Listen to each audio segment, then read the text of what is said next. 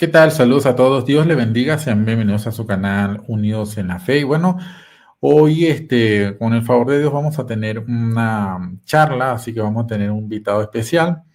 Y tiene que ver con el tema, pues, de sola escritura. Lo invité para tener pues, justamente esta plática porque eh, yo he hecho a veces directos donde, pues, las personas no se han conectado y la otra vez, una vez me comentó que, bueno, ya era tarde y no pudo conectarse a tiempo. Así que, pues, en mente también he tenido sí, he pensado invitarlo, así que, pues tomé la iniciativa y pues le escribí para hablar un poco con justamente Richard Meléndez, como pueden en la miniatura. Así que, bienvenido, Richard, Dios te bendiga. ¿Qué tal, Así Leo? que, Sí, bien, cuéntanos. gracias por la invitación, gracias por la invitación. ¿Verdad que es bueno tratar este tema nuevamente, ¿no? Porque hace tiempo lo tratamos y obviamente al pasar el tiempo uno profundiza más, ¿no? Y yo sé que este es un tema de los que tú has profundizado bastante, porque considero que eres uno de los youtubers protestantes que más ha profundizado en el tema de sola escritura. Bueno, junto con Cristian, ¿no? Porque Cristian también le reconozco que ha profundizado. No, Sí, Cristian Izquierdo, Cristian Osorio. sí, exacto. De hecho, te voy a decir que, no sé si él te ha comentado, pero Cristian Osorio y yo hemos interactuado mucho de esto. O sea, hemos hablado mucho de este tema personalmente sobre sola escritura y mutuamente nos hemos retroalimentado, ¿no? A veces, por ejemplo, él me da ciertas ideas que me ayudan a mí a entender y viceversa.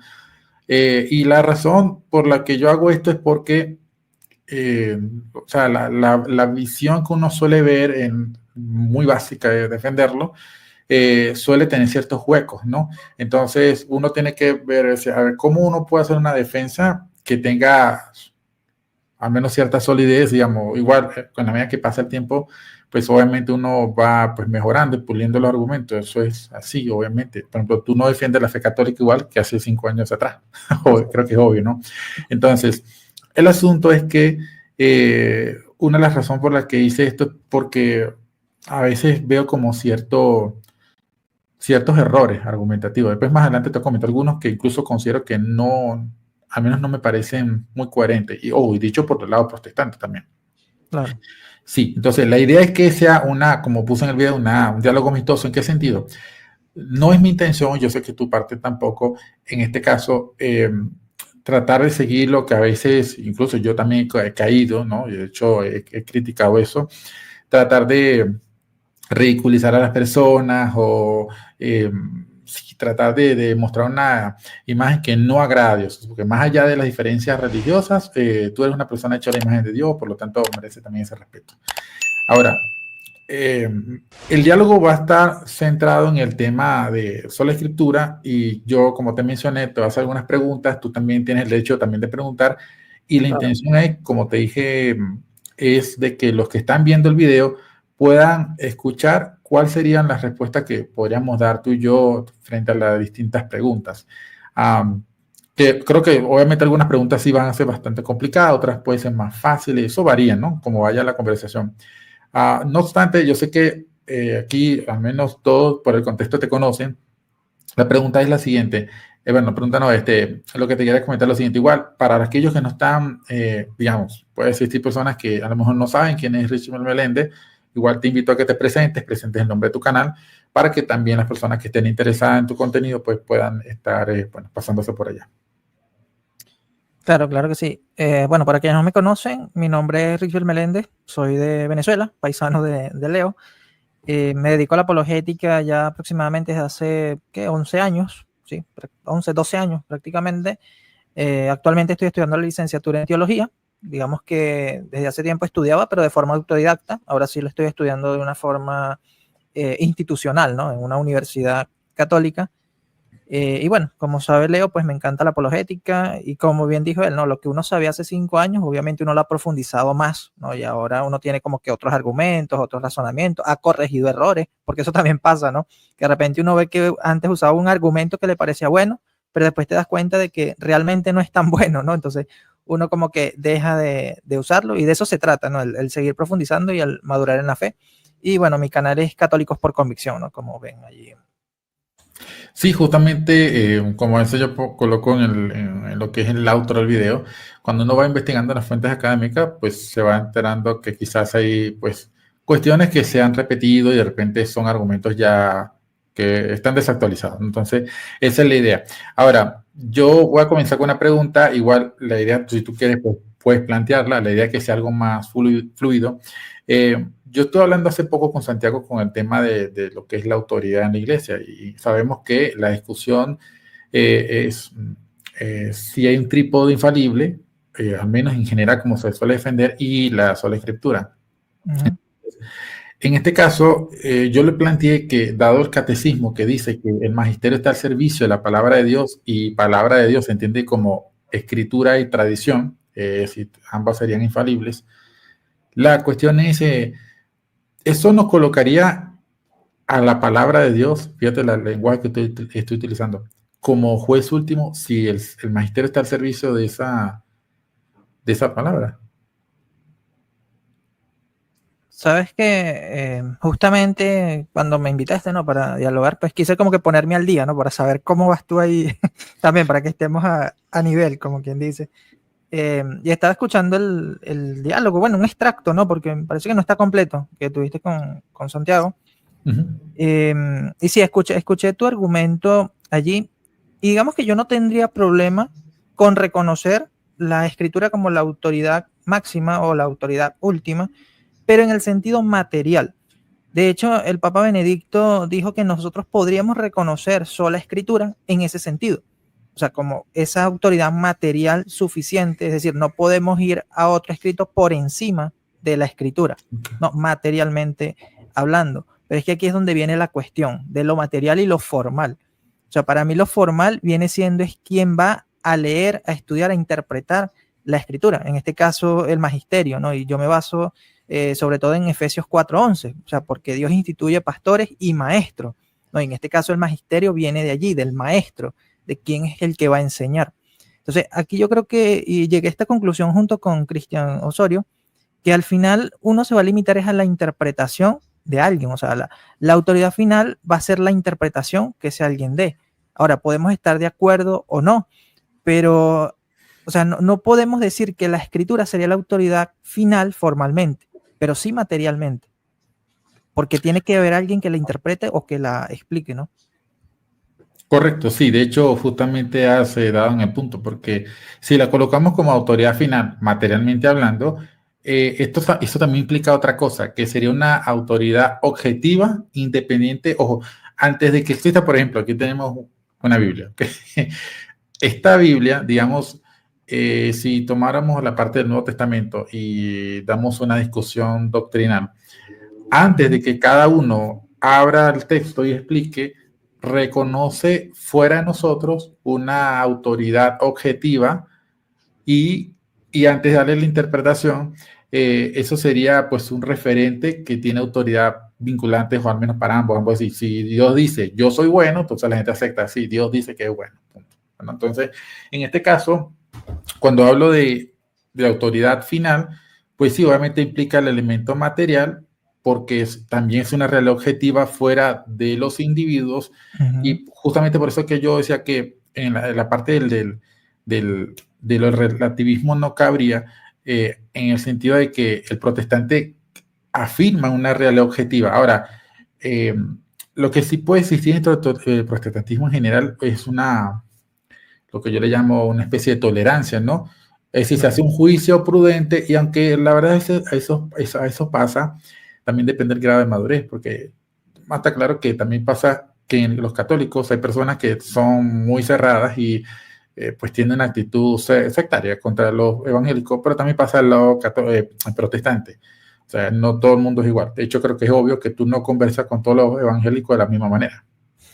Entonces, aquí la cuestión es que la escritura sería una autoridad objetiva y dadas ciertas diferencias, por ejemplo, de nuestro lado, se hace cierto juicio prudencial de qué cosas realmente serían las que serían, digamos, centrales o en este caso neurálgicas para el tema de la salvación. Y ahí, bueno, está el asunto.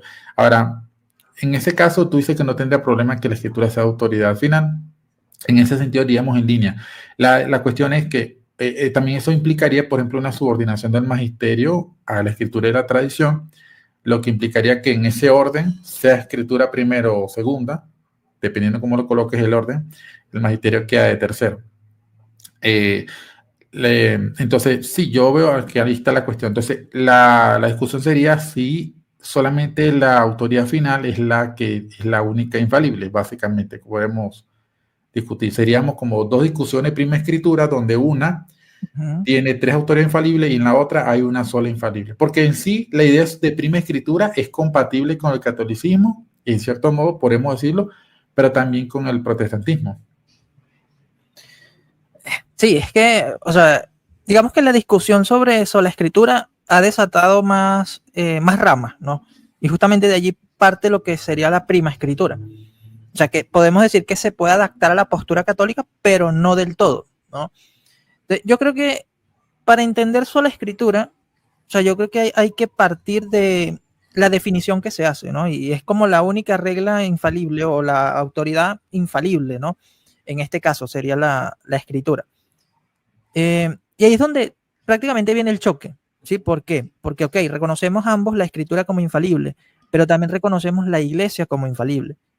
Ya de allí es donde viene como que el choque entre nosotros dos, porque podemos reconocer la autoridad máxima de la escritura materialmente, pero para mí, formalmente, la autoridad máxima, formalmente, repito, porque hago esa distinción, vendría siendo el magisterio, y obviamente el magisterio infalible, o sea, no cualquier magisterio, no, el magisterio infalible.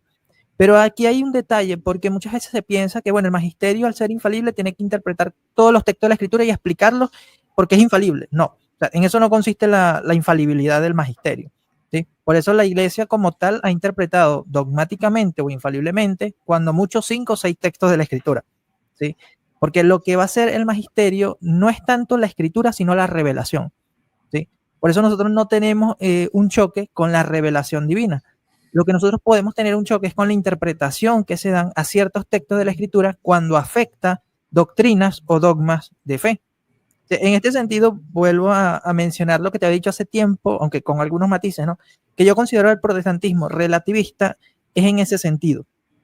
En el sentido de que, bueno, ya habían verdades definidas por la iglesia y el protestantismo viene con la sola escritura a decir, no, esto no es una verdad. O sea, esto se puede cuestionar. Entonces, ahí es donde prácticamente viene el choque. ¿Por qué? Porque la iglesia ya había definido algo con su autoridad y obviamente una autoridad que los cristianos reconocíamos como infalible. No negamos la infalibilidad o la inerrancia de la escritura, pero sí matizamos que se necesita una autoridad infalible externa a la escritura. Claro, exacto. Tienes la oportunidad de hacer tu pregunta, sabes que la idea es que tú lo hagas eso. Sí, bueno, tú sabes que a mí me gusta mucho escuchar, ¿no? Pero bueno, ya que me cedes la palabra para hacer una pregunta, a ver, yo preguntaría, si se demuestra que hay otra autoridad infalible, aparte de la escritura, ¿eso refutaría la sola escritura?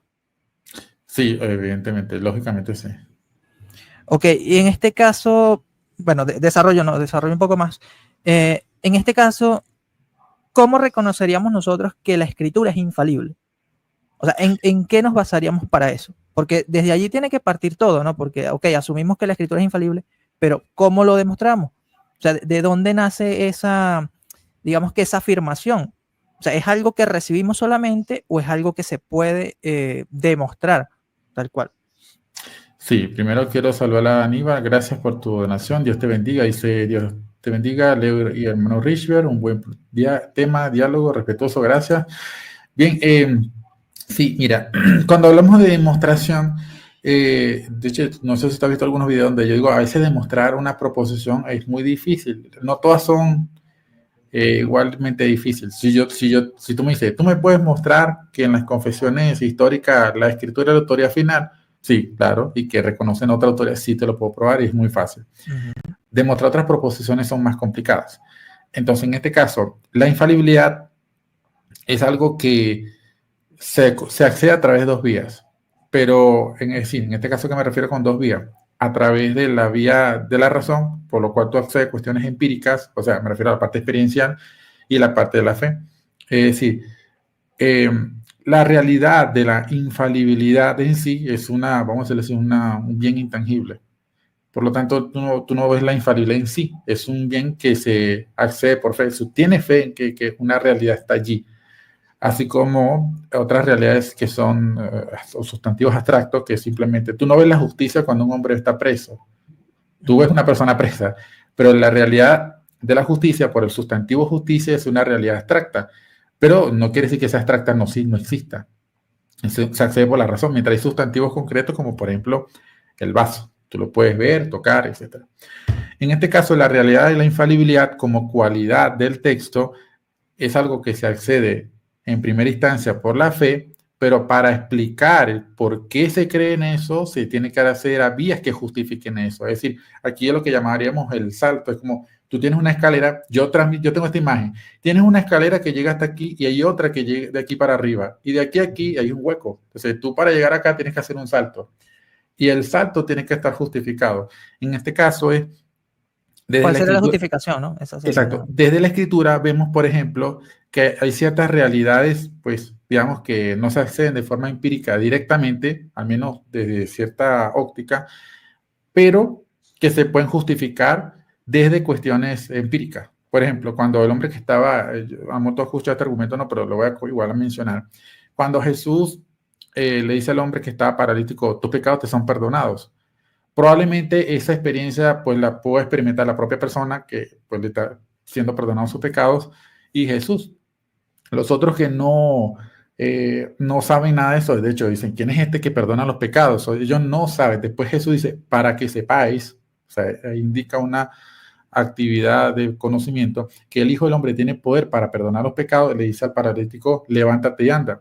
De modo que aunque ellos no saben de manera empírica, si realmente hubo un perdón, ellos podrían hacer por un acto de fe. Pero ¿cómo ellos saben si ese acto de fe realmente que Jesús dijo es verdad?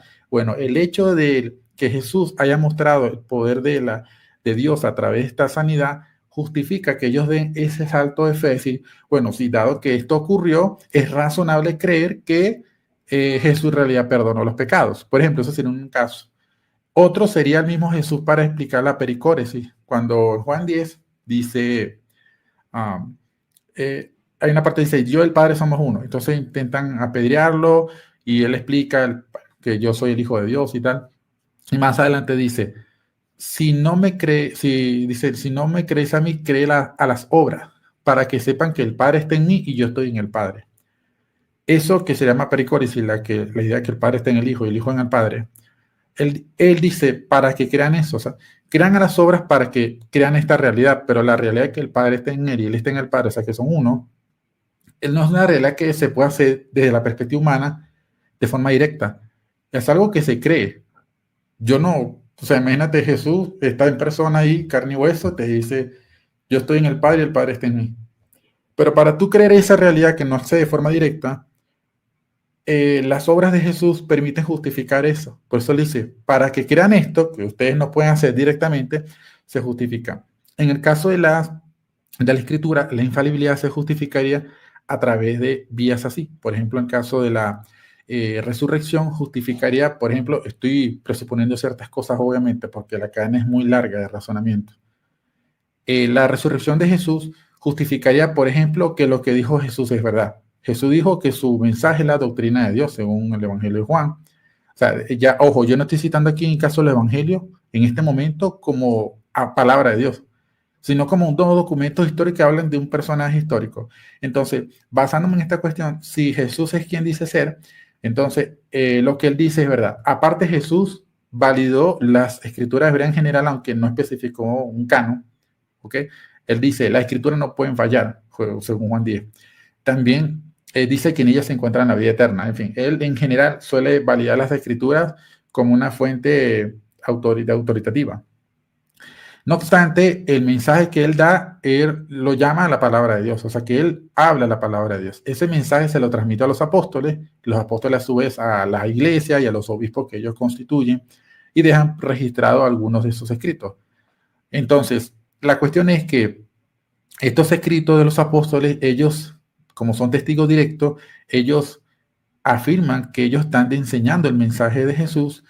Y en este caso, como vemos que, según lo que menciona Pablo, que fue un discípulo de Jesús, que las escrituras son inspiradas por Dios y en el contexto se refiere a las escrituras hebreas. No obstante, esa es una cualidad de todo lo que es escritura en el contexto en que Pablo habla. Por tanto, en la primera, o se le llama, fíjate que yo estoy dando argumentos de la razón, no estoy basando en la autoridad. Esto que estoy haciendo yo es como lo que hizo Agustín con Ovidio, creo que es el vídeo, cuando él habló en el libro Libre Albedrío sobre el tema de por qué el pecado es en sí mal. No simplemente diciendo, bueno, Dios dice que está mal, sino que él trata de razonar y razonar y razonar hasta llegar al por qué el pecado es realmente un mal, ¿no? En este caso, toda esta cadena de razonamiento es para poder llegar a por qué las escrituras son infalibles. Entonces, nada más, por ejemplo, con el caso del Antiguo Testamento, se podría justificar sobre la base de Jesús. Jesús afirmó, la escritura no puede fallar, cuando citó el Salmo 82. De hecho, él dice, en vuestra ley.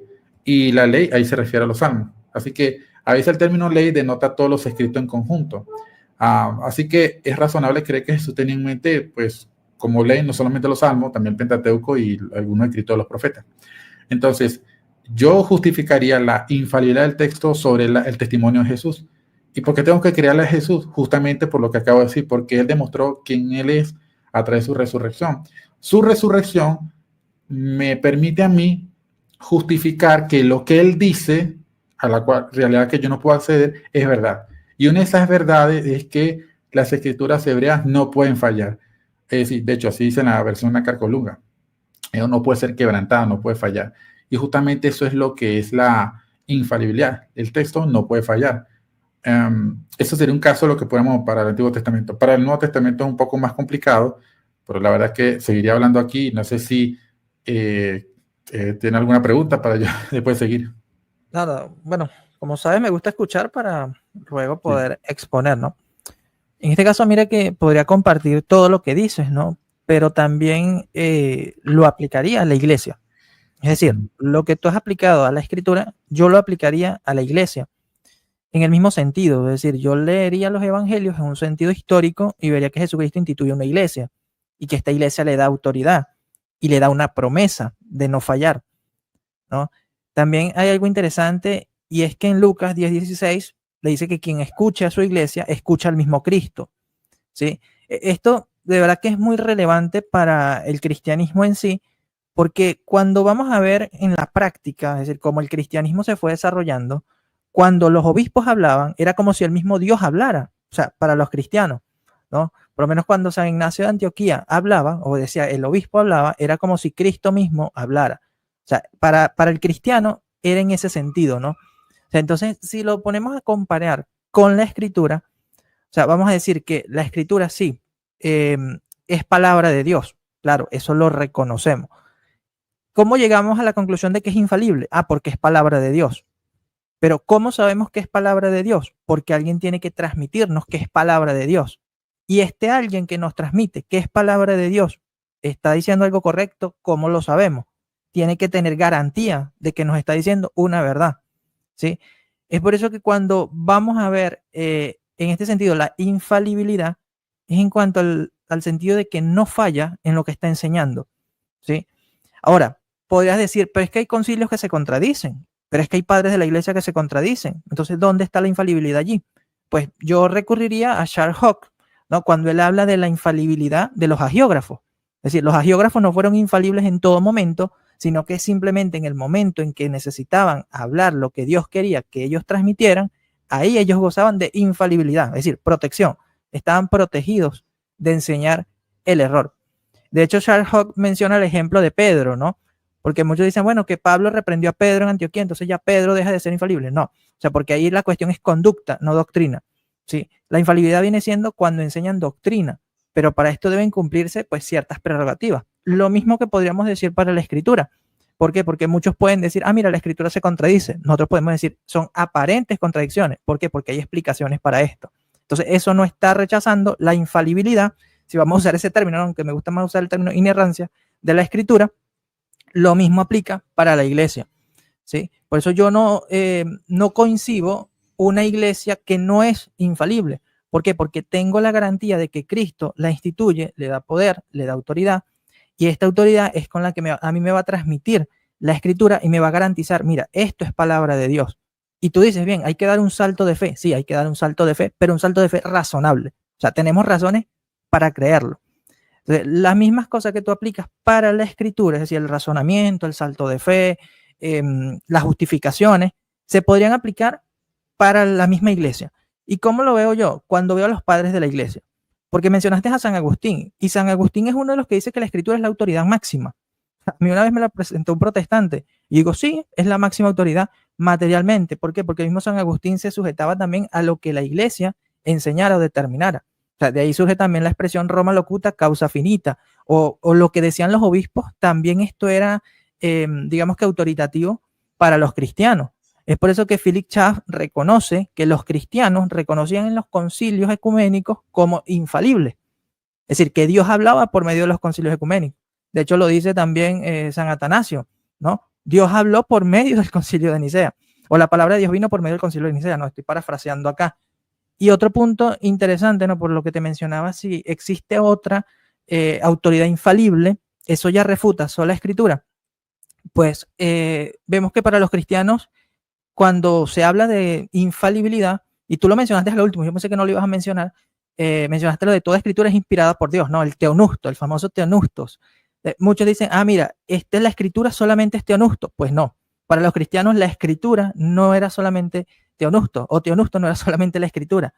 De hecho, hace tiempo estaba leyendo un artículo de Scott Eric All que dice, los apóstoles también eran teonustos. ¿En qué sentido? En que ellos hablaban también la palabra de Dios, en que ellos eran inspirados por Dios.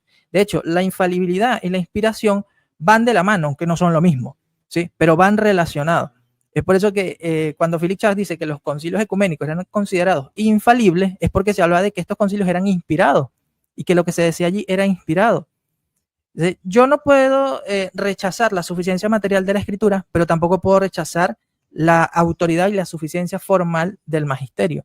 Es más, si leemos a San Vicente de Lérins, él no voy a decir que refuta las solas escrituras porque habría que matizar varias cosas, pero él habla de que tenemos las escrituras, o sea, ¿por qué no sería suficiente? Él dice, no, ¿por qué? Porque hay que tener una regla de fe que hay que seguir. Es decir, no es solamente con la escritura, sino que hay que seguir la interpretación que la iglesia hace. Y me gusta cómo lo matiza también San Atanasio, ¿no? Que dice que nuestros antiguos seguían las opiniones de nuestros padres, que fue lo que nos hicieron los arrianos. O sea, los arrianos sí usaban la escritura, de hecho le daban reconocimiento, autoridad. El mismo San Agustín lo dice, ¿no? Con Fausto el Maniqueo, ¿sí? Ellos usaban la escritura, reconocían la autoridad de la escritura, pero el problema era que no aceptaban la autoridad de la iglesia o contradecían la autoridad de la iglesia. Esto a mí me lleva a cuestionar mucho el principio de sola escritura en el sentido de excluir a la iglesia como autoridad infalible o como autoridad última formal. Claro, una pregunta con respecto a lo que dijiste de Vicente de Lérins, que dice que la escritura no, pues, no es suficiente. ¿Qué suficiencia estaría negando ahí? La material. Entonces él no creía en la suficiencia material. Podríamos decir, lo que pasa es que habría que ver, vamos a leer el texto. Vamos a leer el texto si te parece, ¿no? De hecho, sí, lo tengo por acá. Vale. A ver. Bien, a los que están conectados, invito a que por favor nos apoyen con su like. Déjame colocar acá ok, aquí está el banner. Mientras a Richbel está buscando, por acá están conectados. Por acá está Joel Omaña, Héctor Herrera, mi esposa que está también conectando. Por cierto, no se olviden de aprovechar aquí publicidad al canal de mi esposa. Ella, el canal, como pueden ver, Virgisa Voz, es un canal que tiene un enfoque evangelístico y su contenido está enfocado ahorita en desarrollar un audiolibro que es del libro La Peregrina, que tiene diferentes voces con diferentes personajes. Ella es profesional en la voz y hace todo ese tipo de voces. Y aparte de eso, ha hecho videos sobre el tema de los LGBT, o sea, que ellos tienen que predicársele, que se le arrepiente y que justamente esa es la forma de mostrar el amor, ¿no? Y bueno, va a estar incluso luego haciendo videos sobre el tema de la nueva era, viéndola una perspectiva cristiana. Así que invito a que pues apoyen el contenido. Así que, bueno, nada, adelante, compártenos ahí. ¿Puedo compartir pantalla? Sí, sí. Ok. A ver, tengo acá. Parece que es este. Vale, esta es de las diapositivas que he usado en algunas clases. A ver si la puedes subir allí. Ok. Fíjate que hace tiempo me topé con esto y obviamente yo sé que tú no estarás de acuerdo en usar textos fuera de contexto, ¿no? Me citaron este texto a favor de sola escritura, ¿no? Este texto de San Vicente de Lering del Comunitorio 2. Dice, el canon de la escritura es de por sí más que suficientemente perfecto para todo. Te me dijeron, mira, ahí está sola escritura. Y yo, wow, o sea, de verdad, parece que estuviera expresando sola escritura. Y yo llego y vamos a ver el texto como tal, ¿no? Claro, Cuando vamos al texto... Antes que lo coloque, en sí, así, ahí no se puede probar sola escritura en su totalidad. Lo que se puede probar un elemento que es la suficiencia, pero requiere, por ejemplo, excluir otras autoridades. Por eso te decía, ¿no? Que al principio sí, como que, wow, sí, porque habla de la suficiencia, ¿no? Y digamos que eso fue hace tiempo, ¿no? Cuando uno tenía como que nociones básicas de lo que era sola escritura. O sea, todavía no habíamos profundizado como ya hemos profundizado ahora, ¿no? Pero cuando vamos al contexto, ¿no? Dice, todo cristiano que quiera desenmascarar las intrigas de los herejes que brotan a nuestro alrededor, evitar sus trampas y mantenerse íntegro e incolume de una fe incontaminada, debe con la ayuda de Dios pertrechar su fe de dos maneras. Y esto es interesante, porque dice, con la autoridad de la ley divina, ante todo, y con la tradición de la Iglesia Católica. O sea, pone al mismo nivel la ley divina y la tradición de la Iglesia Católica. Dice, sin embargo, alguno podría objetar, puesto que el canon de las Escrituras es de por sí más que suficientemente perfecto para todo, ¿qué necesidad hay de que se le añada la autoridad de la interpretación de la Iglesia? Fíjate que ya esto es en el siglo IV, V, que ya se está tratando estos asuntos, ¿no? Dice, precisamente porque la Escritura, a causa de su misma sublimidad, no es entendida por todos de modo idéntico y universal. De hecho, las mismas palabras son interpretadas de manera diferente por unos y por otros. O sea, podríamos decir que sí, las escrituras o el canon de las escrituras es de por sí más que suficientemente perfecto para todo, materialmente hablando, ¿sí? Pero ¿qué sucede? Que las personas, si no tienen la interpretación correcta, pues van a llegar a conclusiones erradas. Y es allí donde nos dice San Vicente de Lering, ¿no? Después de mencionar a todos los herejes, ¿no? Y los errores que han surgido, dice, es pues sumamente necesario, y esto me llama la atención, ¿no? Porque dice necesario, ante las múltiples y enrevesadas tortuosidades del error, que la interpretación de los profetas y de los apóstoles se haga siguiendo la pauta del sentir católico. En la Iglesia Católica hay que poner el mayor cuidado para mantener lo que ha sido creído en todas partes, siempre y por todos, ¿no? Y ahí viene la famosa regla de San Vicente de Lering del consenso unánime de los padres, ¿no? Pero aquí lo que me llama la atención es que cuando él habla de seguir la interpretación de la Iglesia, él hace mucho énfasis también a la Iglesia de Roma, porque muchas veces sí, a la Iglesia Católica, pero no romana. Bueno, si seguimos leyendo, él va a hacer énfasis en el obispo de Roma. Pues dice, aunque todos estos ejemplos son más que suficientes para destrozar y aniquilar las novedades impías, sin embargo, para que no pueda parecer que falta alguna cosa a tan gran número de pruebas, añadí al final del documento de la sede apostólica uno del Santo Papa Sixto, que en la actualidad ilustra la Iglesia de Roma, y otro de su predecesor de feliz memoria, el Papa Celestino. He creído necesario reproducir aquí también estos dos documentos. Mira lo que dice acá, que el propio Papa hable y resuelva las dudas de los lectores. Aquí es donde yo veo la suficiencia formal, porque aunque habían interpretaciones diferentes, todos reconocían la autoridad de la Escritura, pero había una autoridad que tenía que interpretar, digamos, formalmente o resolver el asunto formalmente. ¿Para qué? Para que todos pudieran ya pues tener como que una garantía de que, bueno, esta es la verdadera interpretación o esto es lo que debemos de seguir. Y él hace esta advertencia, ¿no? Dice, cualquiera que se oponga a estas decisiones apostólicas y católicas ofende ante todo la memoria de San Celestino, el cual decretó que la novedad debía cesar de acusar a la antigua fe. Se burla del juicio de San Sixto, el cual declaró que no se podía tolerar las novedades, porque no se puede añadir nada a la antigüedad. Y bueno, luego menciona el concilio de Éfeso y mira lo que dice acá. Dice, el mismo sínodo de Éfeso será conculcado, es decir, las definiciones de los santos obispos de todo Oriente, los cuales divinamente inspirados decretaron que la posteridad no debería creer o cosa más que la antigüedad sagrada de santos padres unánimemente concordes en Cristo había mantenido. Para mí eso es como que, wow, o sea, sumamente relevante al momento de decir, ok, acepto la autoridad de la Escritura, acepto su suficiencia material, pero no me puedo quedar solamente allí. O sea, tengo que ir a una autoridad que me explique, que me diga me dé garantía de que lo que estoy siguiendo es correcto o no. Y con eso termino. Ok, perfecto. Vamos a verlo acá. Ok. Sí, mira, fíjate que ahorita también voy a colocar alguna cita acá. Aquí yo hago cierto matiz y distinción. Por ejemplo, Ok. si tú partes, por ejemplo, de la propia revelación escrita, podrás notar que se habla de que los hombres de Dios, en este caso los santos profetas, según segunda de Pedro 1, 20, 21 Uh-huh. específicamente, ellos hablan siendo, y hay una traducción que dice siendo inspirado, aunque la traducción más correcta es siendo impulsado, porque no es la palabra theon, esto es la palabra fero, y ese verbo aparece varias veces en el mismo texto. Entonces, aquí la idea es como que el Espíritu Santo es como le da esa emoción, ¿no? Digamos en términos tomistas, ¿no? Que lo impulsa a Uh-huh. hablar. Y también como el texto que habla de que Dios habló por los profetas, está bien, eso en Hebreo 1, 2 y 3 está ahí. Eh, yo, por ejemplo, no veo que con excepto el caso de Jesús, a ninguno de los escritores bíblicos se le llama eh, la palabra de Dios, sino que el profeta habla la palabra de Dios o el Uh-huh. apóstol habla la palabra de Dios, excepto Jesús que se le llama la palabra de Dios. Si hacemos estas distinciones, creo que quería obvio que si hablamos de la palabra de Dios como la expresión de la voluntad de Dios, obviamente tiene que, por necesidad lógica, ser superior. Ahora, eso al menos podríamos estar de acuerdo.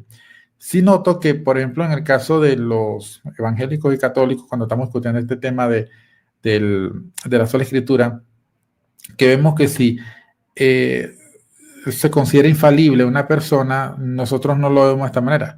Específicamente creemos que la infalibilidad está en justamente la palabra de Dios. Lo que probablemente lo que tú entiendes por infalibilidad es pues la protección del error en un momento concreto. eh, y entiendo lo que tú planteas, ¿no? Porque eso podría quizás apelarse a los escritores bíblicos, ¿no? Por ejemplo, cuando ellos escribieron, no se equivocaron. No obstante, cuando hablamos de autoría infalible, aquí también hay que justamente enfatizar qué estamos entendiendo por infalibilidad, porque al menos si entendemos la infalibilidad como la garantía incondicional, aquí viene la cuestión que yo voy a introducir, después puedo defenderlo, es una garantía incondicional de que no puede fallar en cuanto a su propósito, y no solamente eso, sino que es una realidad permanente, es decir, eso se cumple con la escritura y no con los hombres. Es decir, aún concediendo hipotéticamente la infalibilidad momentánea, en sí el hecho de que sea momentánea ya lo descalifica, porque justamente es algo que es un puntual y luego la persona continúa en su, eh, digamos, falibilidad. O voy por la parte bíblica y pues luego trato con otra cuestión de Vicente. Al menos considero que la posición de sola escritura es más como la posición de facto. Diría, bueno, ¿por qué? Porque se basa en dos afirmaciones sencillas. La escritura es infalible, los hombres son infalibles.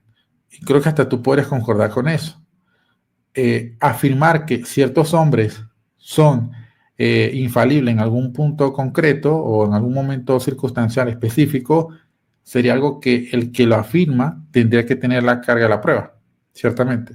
Es decir, si yo afirmo la primera, la posición mía sería mucho más fácil, de hecho sería una posición más como de facto, porque la otra sería, de hecho, serían eh, excepciones.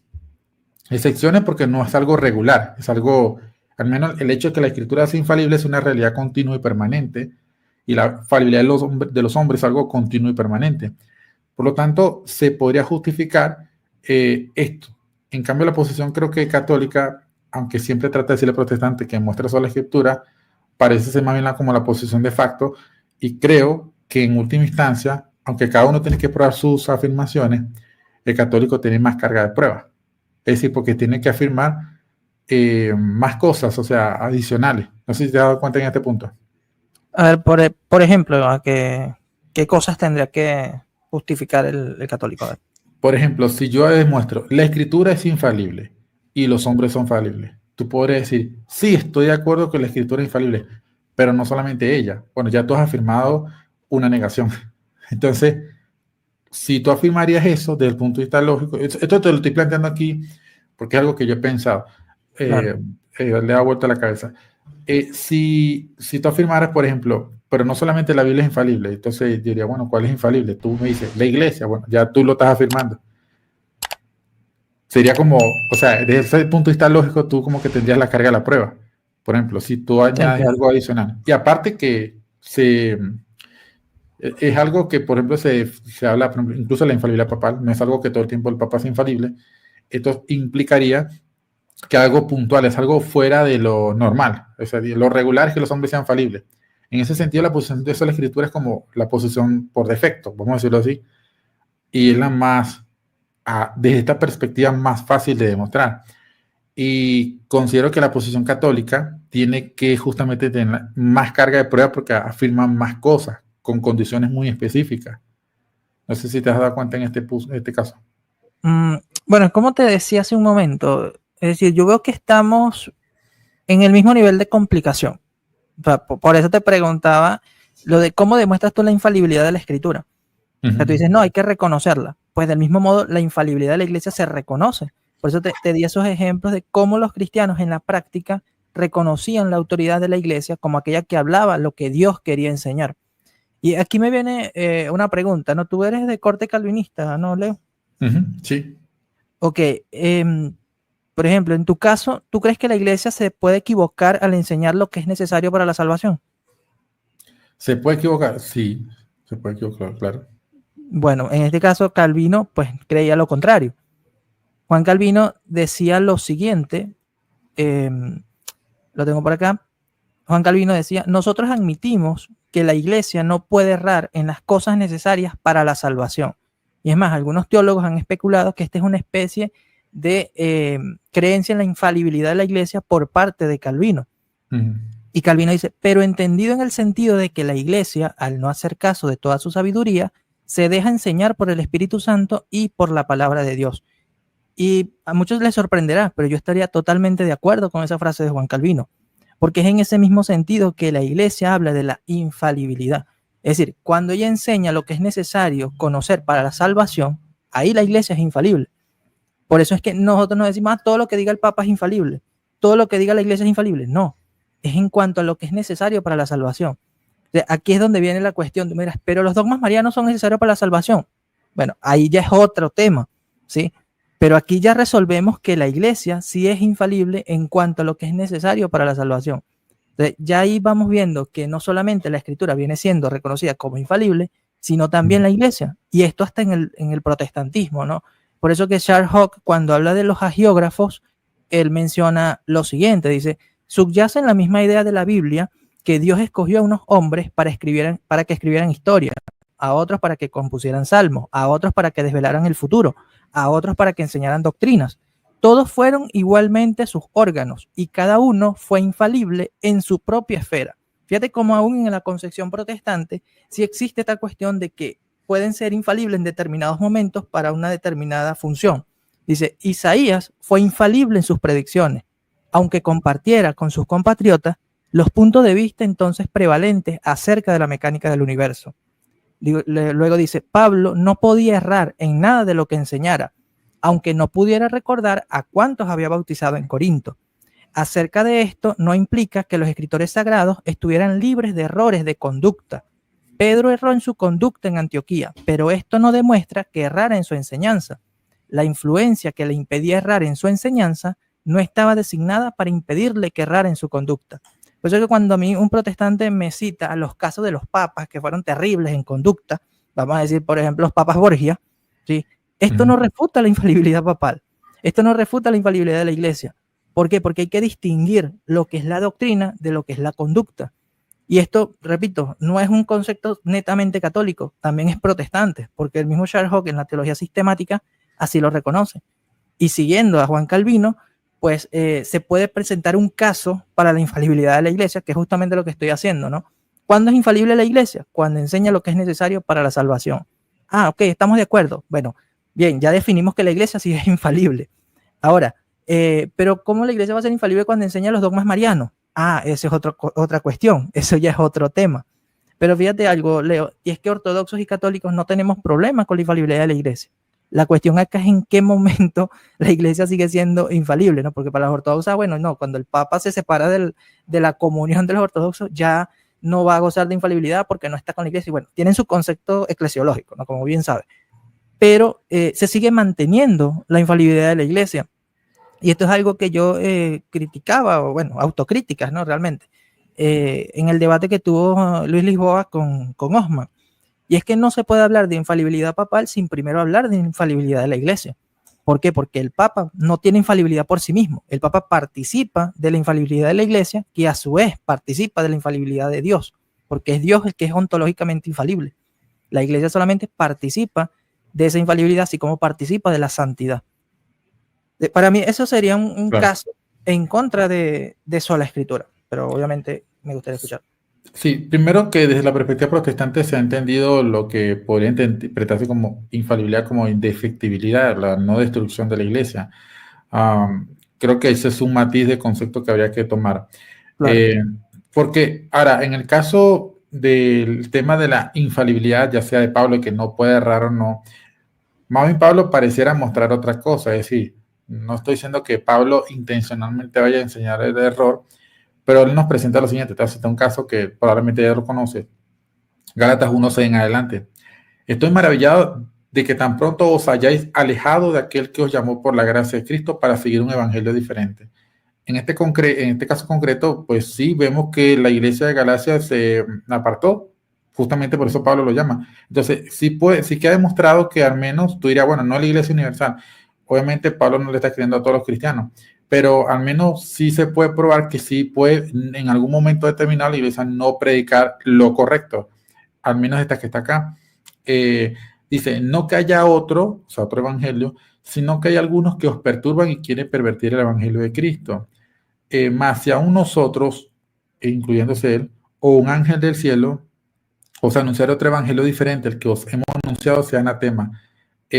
Aquí es una oración condicional de tercera clase que no presupone nada. En el griego es una oración de tercera clase que indica que si da la condición se cumple, entonces se sigue la apódosis, vamos a decir la prótesis y la apódosis, se sigue que sea anatema.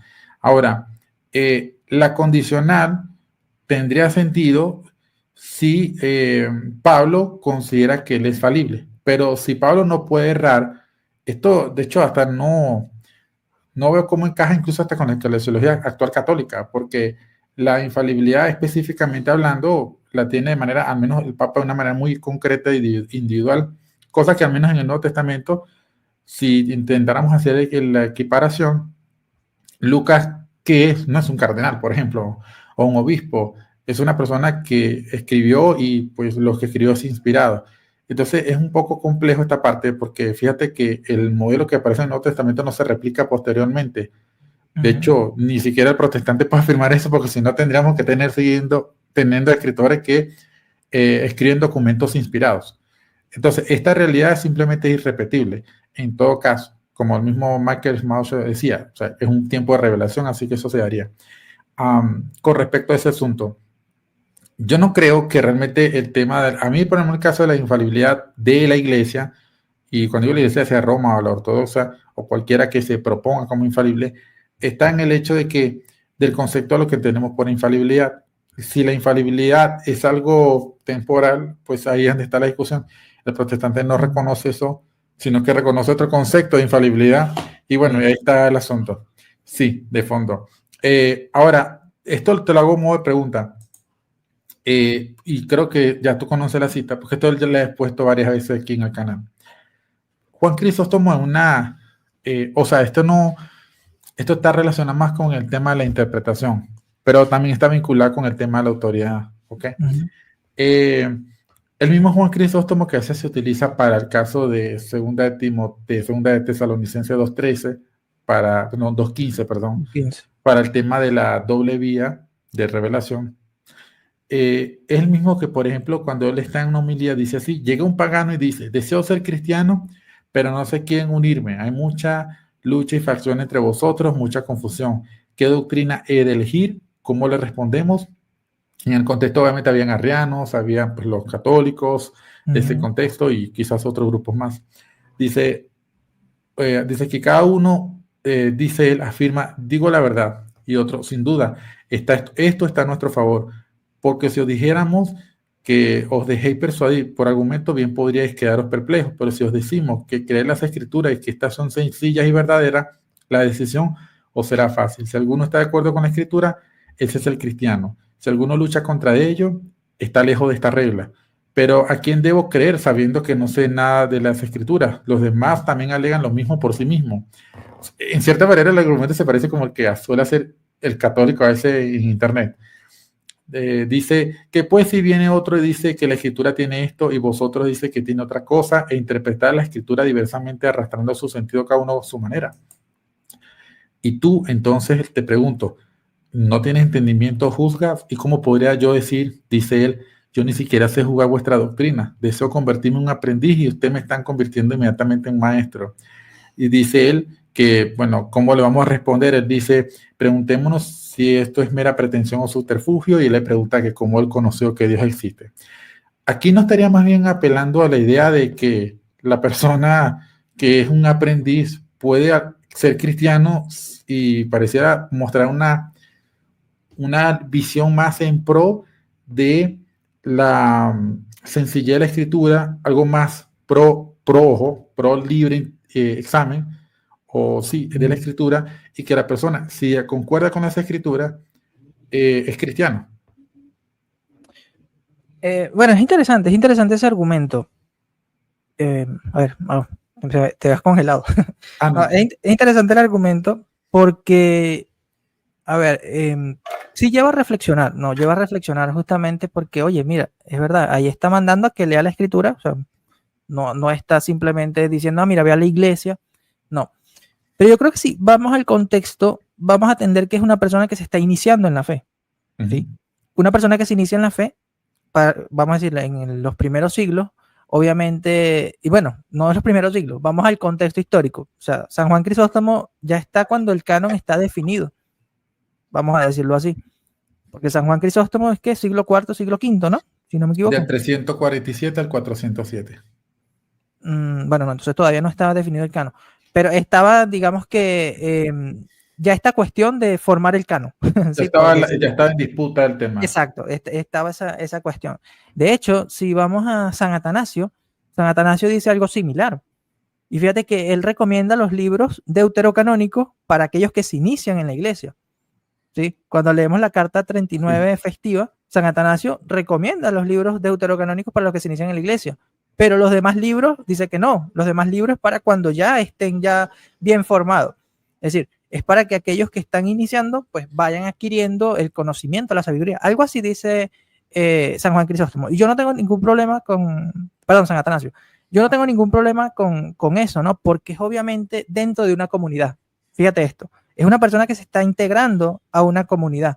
Y obviamente en esa comunidad le van a enseñar también. ¿Y por qué te digo esto? Porque si leo también a un contemporáneo de San Juan Crisóstomo, en este caso sería San Agustín de Hipona, bueno, contemporáneo al mismo siglo, ¿no? Cuando él habla de la doctrina cristiana, sobre la doctrina cristiana, libro 1, 39-43, él dice lo siguiente: el hombre que está firme en la fe, en la esperanza y en la caridad, y que las retiene inalterablemente, no necesita de las Sagradas Escrituras, sino es para instruir a otros, es decir, a aquellos que están llegando a la fe. Así, muchos dirigidos por estas tres virtudes viven en los desiertos sin el auxilio de los libros santos, de donde juzgo que ya se cumplió en ellos lo que se dijo. Aunque la profecía se acabe, las lenguas desaparezcan y la ciencia se destruya, la caridad jamás cesará. Aquí es más que todo para los soloístas, no tanto para los de sola escritura, ese texto de San Agustín. Pero refleja justamente ese hecho, ¿no? De que sí, cuando entramos a la iglesia, obviamente hay que conocer la escritura. De hecho, desconocer las escrituras es desconocer a Cristo, diría San Jerónimo, ¿no? Entonces, no veo problema allí porque la persona se está integrando a una comunidad. O sea, decimos que es una persona que está integrándose a la iglesia y se le invita a conocer las escrituras. Pero si vamos al mismo San Juan Crisóstomo y vemos otros escritos, él habla ahí de seguir las tradiciones de la iglesia, él habla ahí de seguir al obispo de Roma, porque él hace énfasis en el sucesor de Pedro, que tiene la misma misión de Pedro, de cuidar a la iglesia, ¿no? Entonces, cuando vemos el pensamiento general de San Juan Crisóstomo, no vemos que él le diga, bueno, quédense solamente con la escritura. No, él invita, sí, a leer la escritura, pero en una comunidad. Por eso Karl Barth decía, ¿no? La escritura se lee en y con la iglesia. O sea, no puedes aislarte, ¿no? Y de ahí es donde surge ese concepto de solo escritura. Así que, bueno, tú bien sabes que Kate Mathison lo trata, creo que John Pican también lo menciona. Pero hay algo interesante acá que tengo de San Juan Crisóstomo, también una cita, a ver si la consigo acá rápidamente. No sé qué se me hizo. A ver, ¿qué él dice? Él está hablando de los hagiógrafos. Y él dice lo siguiente. Vamos a ver si lo encuentro acá rápidamente. Sí, él dice lo siguiente. Dice, ahora bien, si alguien preguntara, ¿por qué Lucas no escribió todo lo que realizó Pablo si estuvo con él hasta el final? Le responderíamos que para los que deseen adherirse es suficiente, pues siempre se detenían en lo que apremiaba y que su pretensión no era la de escribir. En efecto, dejaron muchas cosas para la tradición no escrita. Por consiguiente, en este libro todas las cosas son dignas de admiración, pero sobre todo la condescendencia de los apóstoles que les sugirió el Espíritu al prepararlos para vivir en la decisión de la economía de la salvación. Por eso, al tratar tantas cosas acerca de Cristo, mencionaron pocas cosas respecto a su divinidad, pero trataron muchas más acerca de su humanidad, de su pasión, de su resurrección y de su ascensión. O sea, ¿qué nos quiere decir acá San Juan Crisóstomo? Que sí, está bien, necesitamos la escritura, como dice Jerónimo, ¿no? San Jerónimo, desconocer la escritura es desconocer a Cristo, pero hay que leer la Biblia dentro de la iglesia, en y con la iglesia. Y a esto sumamos el hecho de seguir las tradiciones no escritas, que es lo que hacía mucho énfasis San Juan Crisóstomo, que tú bien lo mencionaste, ¿no? Cuando habla de 2 Tesalonicenses 2:15. Sí, fíjate que justamente yo cito este caso porque aquí esto va más en línea en pro de lo que sería el libre examen, lo que pues podría perfectamente ser usado para defender que una persona que no requiere que sea infalible, porque es una persona que está empezando a iniciarse en el cristianismo, pueda ser cristiano. De hecho, aquí le dice, de hecho la persona dice, este caso Crisóstomo, si alguien concuerda con las escrituras, y de hecho dice, y estas son sencillas y verdaderas, la decisión es fácil. Pero esta persona empieza a objetar, pero a ver, yo soy un aprendiz, no soy un maestro, no sé cuáles son las doctrinas, más bien debería enseñarme, y él más bien cuestiona que si él no tiene juicio o entendimiento. Y luego, de hecho, dice lo siguiente, bueno, ¿cómo él llegó a la conclusión de Dios? O sea, que hay un Dios verdadero. Y él dice acá, te voy a citar, el hecho seguramente lo afirmará, pues por supuesto no lo hubiera decidido así. No habría venido a inquirir sobre nuestros asuntos. Preguntemos los motivos en los que ha decidido para estar seguro de que no ha resuelto el asunto de antemano. Claramente dirá, porque sus dioses son criaturas y no son el Dios increado. Bien, si luego encuentra esto en los otros partidos, o sea, en los otros grupos, en este caso, la palabra en griego es hereses o heresias, de herejía, ¿no? Pero entre nosotros lo contrario, ¿qué argumentos necesitamos? Todos confesamos que Cristo es Dios, pero veamos quién lucha contra esta verdad y quién no. Entonces, fíjate que él está diciendo, bueno, si no son el Dios increado y nosotros defendemos que Cristo es Dios y eso es lo que está en la Escritura, pues tenemos la verdad. Entonces, aquí, al menos creo que en palabras más o menos, va más en línea en pro de lo que es un libre examen para que la persona conozca la verdad. Ahora, sí estoy de acuerdo contigo que eso sea dentro de la comunidad, no es como que, a ver, ciérrate en tu cuarto y lee la Escritura, porque eso sería contrario a lo que la misma Biblia enseña respecto de la iglesia. Es decir, tiene que existir una comunidad donde se comparte la fe, se comparte la palabra, el pan, el vino y todo esto, ¿no? Entonces, eso se da dentro de una comunidad. Creo que el caso del soloísta bíblico, porque hay personas que te dicen, no, yo defiendo solo la Escritura, pero en realidad terminan siendo soloístas bíblicos. O sea, eso es incoherencia también. A eso me lleva una pregunta, Leo, disculpa. No, porque sabes que Jorge Carrillo dice que da lo mismo. O sea, no sé si tú hiciste algún video respondiéndole a él. No sé, no me acuerdo. De hecho, yo lo hice como un short, ¿no? Saqué un short de eso, porque prácticamente razonamos igual, ¿no? O sea, vemos que al final lleva al mismo problema o al mismo error en nuestra opinión, ¿no? La sola escritura y el soloísmo, en este caso. Porque al final se va a limitar es a la interpretación que le esté dando la persona.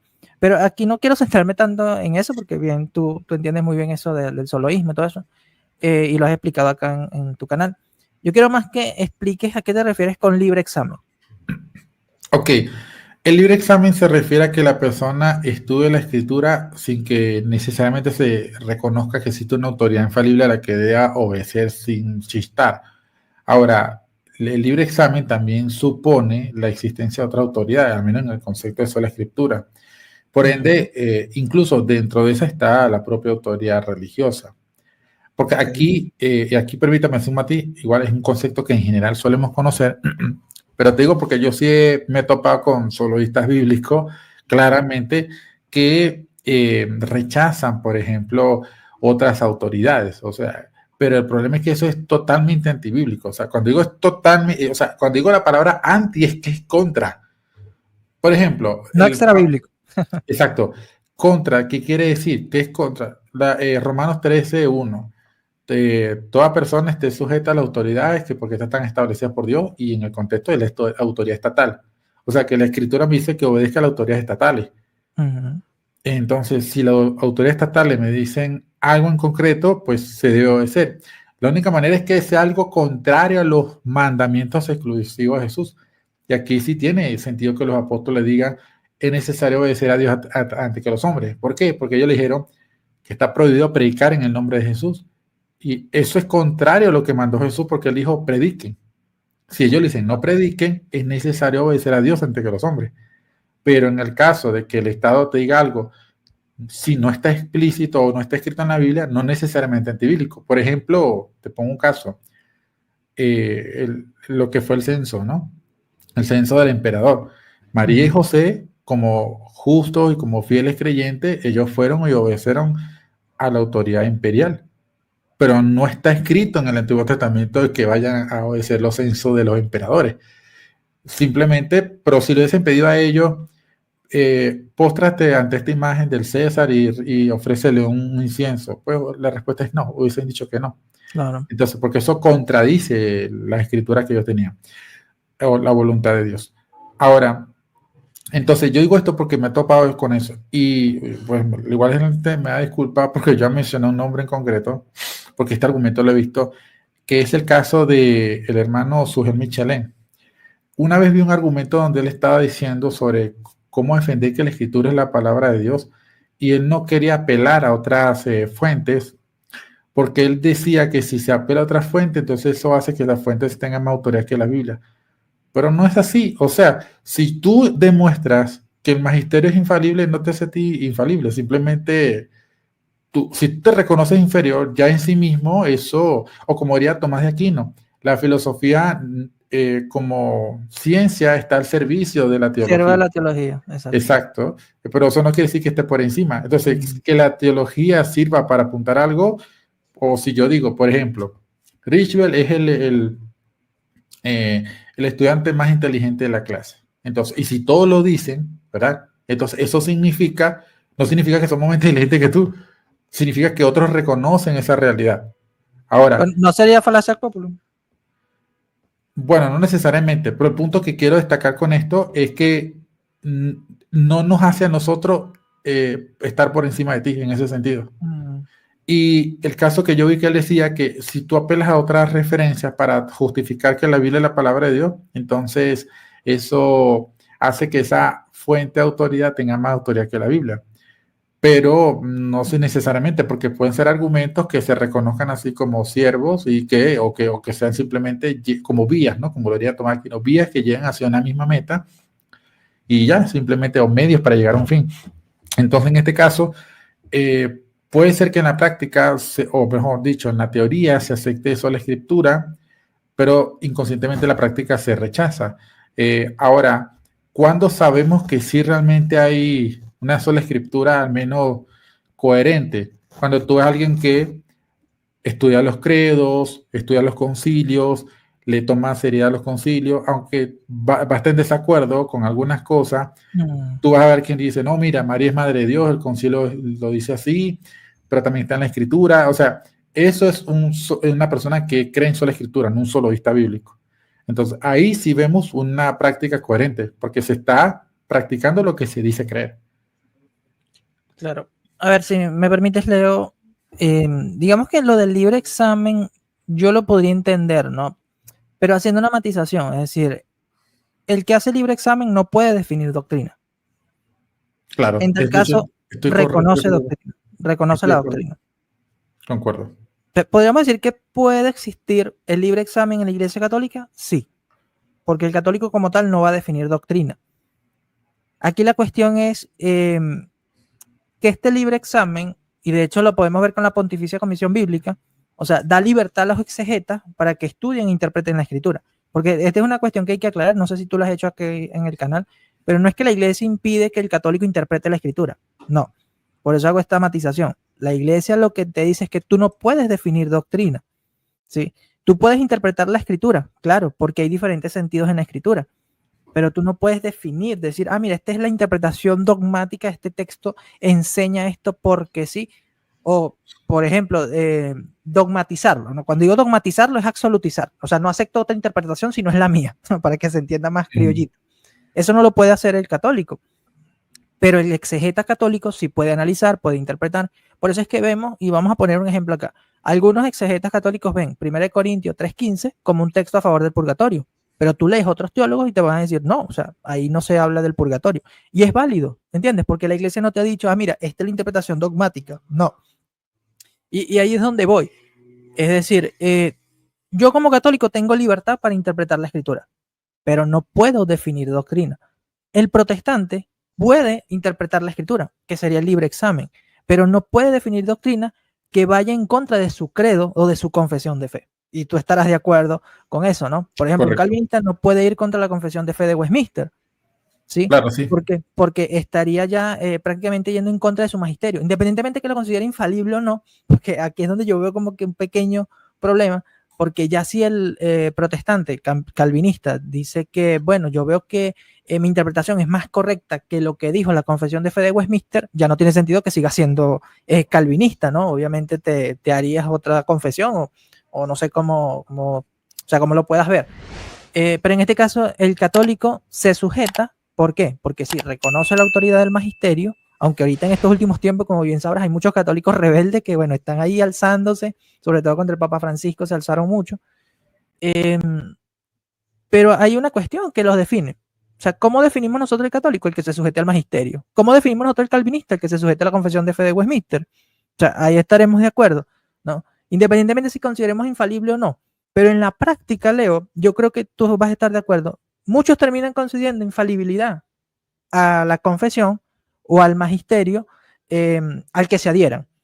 ¿Por qué? Porque no van a querer ir en contra de este. O sea, no porque digan, el magisterio es infalible, no, sino porque, no, yo me sujeto a este magisterio porque considero que esa interpretación es la correcta. ¿Por qué? Porque mi concepción me dice que esa interpretación es más acorde. Claro, pero también depende de la tradición en la que tú has estado. No, obviamente tú fuiste católico, pero luego fuiste protestante y bueno, tú estás como que en esa cuestión, ¿no? Y ya, no sé si ya te definiste como calvinista, todavía sigues, digamos que matizando allí, buscando, pero eso es válido, o sea, válido en el sentido humano. En el sentido cristiano, no, porque en el sentido cristiano hay un orden, y tú estarás de acuerdo, o sea, Jesucristo instituye una iglesia, instituye con un orden, y ese orden es al que debemos adherirnos. Pero aquí viene la cuestión, o sea, cómo saber cuál es esa iglesia, si la iglesia no se equivocó, y ahí ya vienen otros puntos, ¿no? Pero quería matizar esto del libre examen en la iglesia católica, porque así como el Papa Benedicto ha dicho, ¿sola fide la puede aceptar la iglesia católica? Sí, siempre y cuando se entienda de esta manera. ¿Sola escritura se puede aceptar en la iglesia católica? Sí, siempre y cuando se entienda de esta manera. Ahora yo te puedo decir, libre examen, ¿se puede aceptar en la iglesia católica? Sí, siempre y cuando se entienda de esta manera. Y ese es un acercamiento en el diálogo ecuménico, es decir, en el buscar acercarnos, en el buscar entendernos. Por eso, fíjate, yo te escucho, tú me escuchas, compartimos nuestras ideas, nuestros argumentos, y ya las personas son las que van a sacar sus conclusiones, ¿sí? Claro. Ya cada uno tiene digamos que sus posturas y presentan sus argumentos, sus razonamientos, pero me gusta mucho lo que dijiste hace rato, ¿no? O sea, se trata de fe, o sea, al final es fe, o sea, hay que dar un salto de fe, pero justificarlo también. No es un salto de fe al vacío solamente, sino que hay que justificarlo. Yo estoy tratando de justificar los míos, tú estás tratando de justificar los tuyos, pero creo que cada uno va a tener sus problemas, sus inconvenientes al defender cada punto, porque siempre va a surgir una objeción, va a surgir una postura, ¿no? En este caso, lo que tú presentaste para defender la infalibilidad de la escritura, yo lo puedo usar, ¿no? En cierto sentido, para justificar la infalibilidad de la iglesia, ¿no? Pero siempre que se trata de la sola escritura, se termina hablando de la infalibilidad de la iglesia, y tú mismo lo dijiste, ¿no? Aunque digamos que la carga de la prueba la tiene tanto el que afirma como el que niega. O sea, Claro. si yo reconozco la infalibilidad de la iglesia y tú la niegas, bueno, tú tienes carga de la prueba en demostrar que no.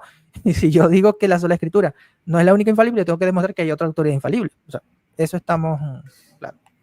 Sí, correcto. De hecho, en este caso, entonces se decía que como la posición de facto es que el hombre es falible, es la posición de facto, las condiciones especiales son las que se prueban. Ahora, yo también tengo carga de prueba también en cierta manera, claro. Justamente con relación a lo que dice el tema de los credos y todo esto, hace poco hice un video sobre el tema de la sola escritura en los credos.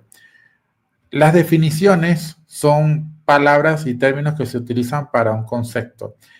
Esas podrían variar en cuanto a los términos, pero si tú ves, por ejemplo, en las confesiones, tanto belga, la escocesa, la helvética y la fórmula de la concordia, que es luterana, concuerdan todas en algo. La escritura es la que tiene una autoridad particular, infalible, especial, y las otras autoridades no, y son juzgadas a la luz de lo que se interpreta de la escritura. Ahora, en este sentido, fíjate que en la fórmula de la concordia dice, en primer lugar, recibimos y aceptamos de todo corazón las escrituras proféticas Antiguo y Nuevo Testamento como la fuente pura y clara de Israel, las cuales forman la única norma verdadera por la que han de ser juzgadas todas las doctrinas y los que le enseñan. Y luego dice, bueno, que la antigüedad, la doctrina cristiana, estrella su doctrina a la palabra de Dios, ok. Luego sigue diciendo más adelante, en segundo lugar, los tres credos ecuménicos.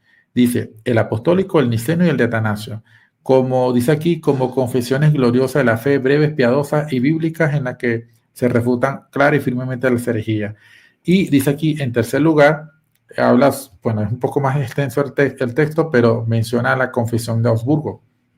Si tú puedes notar, hay una especie de tres escalafones, ¿no? Tiene la escritura, luego tiene tres credos ecuménicos que son mucho más amplios y luego la confesión de Augsburgo. La Iglesia Reformada, incluso pueden en la página, ellos citan estos credos también, lo que podríamos ver que el protestante luterano y el presbiteriano concuerdan en estos credos como una autoridad, al menos en materia de fe sobre las iglesias, pero lo que lo va a particularizar son las confesiones. Aún así, las propias confesiones comparten muchas cosas en común, como también hay discrepancias. De hecho, la confesión bautista copia la de Westminster, solamente hace un cambio en el tema del bautismo y lo que es la parte eclesiástica, el estilo de gobierno. Pero el resto en general es casi lo mismo. Ahora, voy con esto porque lo que sería el tema de las definiciones confesionales tienen más jerarquía y autoridad dentro de la estructura eclesiástica porque no es la voz de un solo individuo, son de muchos. Entonces, eso es como sería la visión sinodal. O sea, el sínodo tiene más autoridad que uno solo. Okay. Sí. Y desde una perspectiva presbiteriana, aunque cada obispo o presbítero tiene autoridad igual al resto, hay más autoridad en la mayoría que uno solo, por ejemplo. Entonces, puede existir, como incluso existe en el catolicismo, personas que le dan una lectura diferente a ciertas cuestiones doctrinales y podrían tener ciertas discrepancias, pero en general reconocen que discrepan de eso, pero siguen pues dentro de la Iglesia Católica. Ponte tú, si alguien dice, no sé, negara, por ejemplo, el caso de la infalibilidad, pues, con el propio caso de Hans Kuhn, ¿no? Hans Kuhn, que él no está de acuerdo con al menos tengo entendido, con la infalibilidad, pero aún así él se mantuvo dentro de la iglesia. Entonces, puede existir un calvinista que, por ejemplo, te diga, quizás aquí la confesión de Westminster tiene una visión más infralaxariana, pero yo soy supra, por ejemplo. Aunque no se condena la supra, se nota que es más infra. Por ende, yo podría mantener la cuestión supra si en general no contradecir la cuestión. Es decir, se reconoce que esa es una cuestión más personal, es decir, la discrepancia que tiene. Ahora, si la discrepancia realmente es muy notable, creo que la persona no podría estar de acuerdo con eso y sería de otra denominación, obviamente. Entonces, en este caso, eso quizás ahí es similar. Diría, pero ¿por qué eso pasa? Porque se le reconoce más autoridad a la confesión, porque la confesión es como, vamos a decirlo así, es la voz unánime de ese grupo de personas que están allí. Entonces, aunque no se le reconozca infalibilidad, se le da una reverencia o se le reconoce pues con reverencia. Y por eso es que tú ves que en realidad muy pocas ediciones han existido, o sea, o pequeñas variaciones de esos documentos. Sí, a ver, bueno, tocaste varios puntos, pero sí, son interesantes. Solamente para matizar, ¿no? Lo de Hans Kuhn, aunque Hans Ajá. Kuhn siguió siendo católico, igual tuvo un castigo, ¿no? Por decirlo así, por contradecir, es decir, se le impidió enseñar como teólogo católico. O sea, ya no podía enseñar, ya no podía decir que era teólogo católico y enseñar en institutos católicos. Y esto me lo explicó también un presbiteriano, ¿no? Que ellos también tienen como que esa especie de castigos, es decir, Disciplina. no es, exacto, disciplina. No es que los excomulgan o los sacan, sino que los ponen como que para que los ancianos determinen cuál va a ser su situación, ¿no? Y eso, bueno, eso pasa en todos los grupos, ¿no? Ahora, cuando hablas de las confesiones de fe, como que, bueno, son un determinado grupo de personas los que determinan esto, no es un solo individuo, pues lo mismo pasa con el magisterio de la iglesia, porque como bien sabes, el magisterio de la iglesia lo conforma el Papa y los obispos en comunión con él. Es decir, no es solamente el Papa tomando la decisión por sí solo, no. Que ahora se habla mucho de la sinodalidad, es una cosa, pero siempre ha existido esta cuestión. Por eso es que cuando se define magisterio, es el Papa y los obispos en comunión con él. Y aquí hay otro punto, cuando hablamos de infalibilidad, la infalibilidad no se limita solamente al Papa. La infalibilidad, como dije, es de la iglesia y participa tanto el Papa como los obispos en comunión con él. De hecho, Lumen Gentium lo explica, ¿sí? Es decir, los obispos cuando enseñan en comunión con el Papa están siendo infalibles porque están enseñando protegidos de enseñar el error. Es decir, no pueden enseñar el error en ese momento, ¿no? Entonces, aquí creo que ya estamos llegando como que al punto clave, que todo tiene que ver con la autoridad a la que nos vamos a sujetar para interpretar la escritura. Es decir, porque podemos estar de acuerdo en la suficiencia de la escritura, en la infalibilidad o inerrancia de la escritura. Pero el problema va a ser la interpretación que le demos a la escritura. Y aquí es donde yo veo el problema con el protestantismo, porque, bueno, aunque muchos dicen, no, el protestantismo existía antes del siglo XVI, pues históricamente, protestantismo como tal surge en el siglo XVI, ¿no? Por eso se le conoce como la Reforma Protestante en el siglo XVI. Y ni siquiera ahí surge la sola escritura. O sea, la sola escritura, como bien sabes, es posterior, ¿no? O sea, parte de ese grito de guerra ahí de Lutero en la dieta de Spira, si no me equivoco, ¿no? Bueno, se me fue ahorita el término. Pero posteriormente es que se va a tratar esto, y como bien dijiste, o sea, todas las confesiones de fe van a mencionar la autoridad de la escritura, digamos, la infalibilidad, la suficiencia, y podemos estar de acuerdo con eso. De hecho, un día analizamos, no sé si recuerdas, que analizamos, creo que fue la confesión belga, ¿no? Y digamos que la fuimos leyendo poco a poco y digo, bueno, mira, yo estoy de acuerdo, aquí vamos bien, todo esto. Ya cuando niega la autoridad de la iglesia para explicar esto, ahí es donde veían el problema.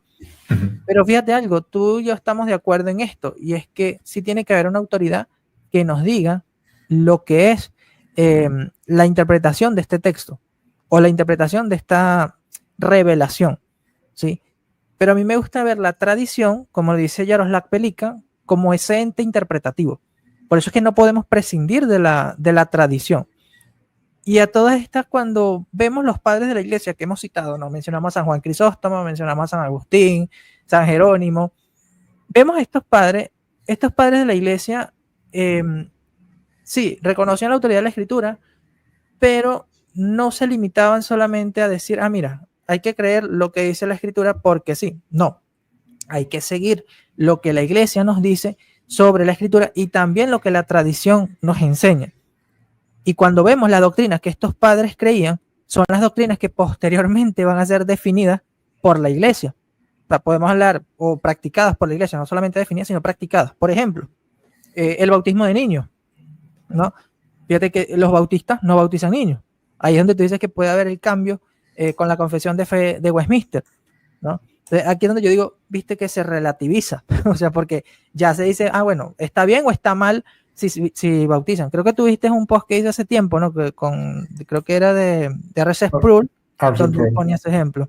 Sí, él ponía ese ejemplo de que, bueno, él enseña en un instituto y hay bautistas, pero también hay calvinistas, no me acuerdo qué grupo era. Lo cierto es que algunos le decían si podían bautizar niños y otros que no. Y él les dice, bueno, como ustedes deseen o prácticamente como ustedes estén de acuerdo, porque es una práctica, ¿no? Por eso en el protestantismo se ve que algunos bautizan y otros no. Pero cuando vamos al cristianismo, los padres de la iglesia, los mismos que creían en la suficiencia de la escritura, ellos dicen, sí, mira, sí se pueden bautizar a los niños, sí hay que bautizar a los niños. Orar por los difuntos, igualmente, otra práctica, la mencionaba San Juan Crisóstomo. Y lo interesante es que ellos mencionaban esta práctica como tradición apostólica. Entonces, ¿por qué luego esto se va a negar? Ah, bueno, porque no lo veo en la escritura. Ok, pero es tu interpretación allí la que está, digamos, siendo la autoridad última, no como tal la escritura. ¿Por qué? Porque aquellos que tú mismo mencionas, que veían la escritura como autoridad última, practicaban esto. ¿Por qué? Tú puedes decir, bueno, porque... pero eso no haría a Juan Crisóstomo alguien que coloca al que está iniciando la fe como autoridad última al decir que estudia el texto. No, porque él estaría inicializando en la fe. Y como hablamos de una comunidad. O sea, yo creo que por el contexto lo veríamos dentro de la comunidad. Si él juzga y dice, mira, la verdad es que tú, Juan Crisóstomo, estás equivocado, me voy con los arrianos.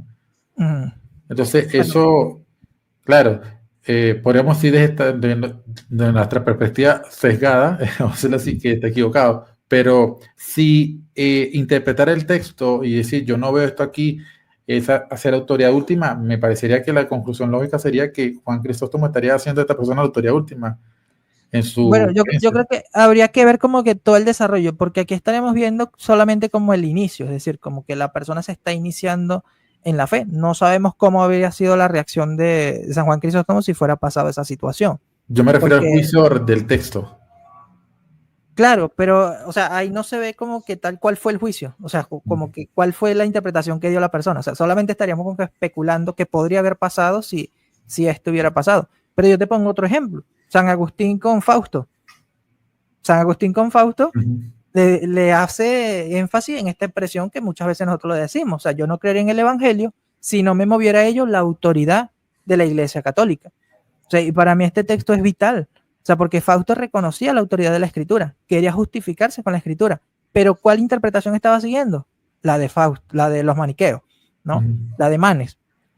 ¿Qué le dice San Agustín? O sea, pero ¿por qué debo creerte a ti y no debo creerle a la iglesia, que es la que me dijo lo que es el evangelio? Entonces, esa es mi postura como tal, como católico. Yo te puedo reconocer la autoridad de la escritura, pero no puedo prescindir de la iglesia en cuanto a enseñarme realmente la doctrina que la escritura refleja o revela.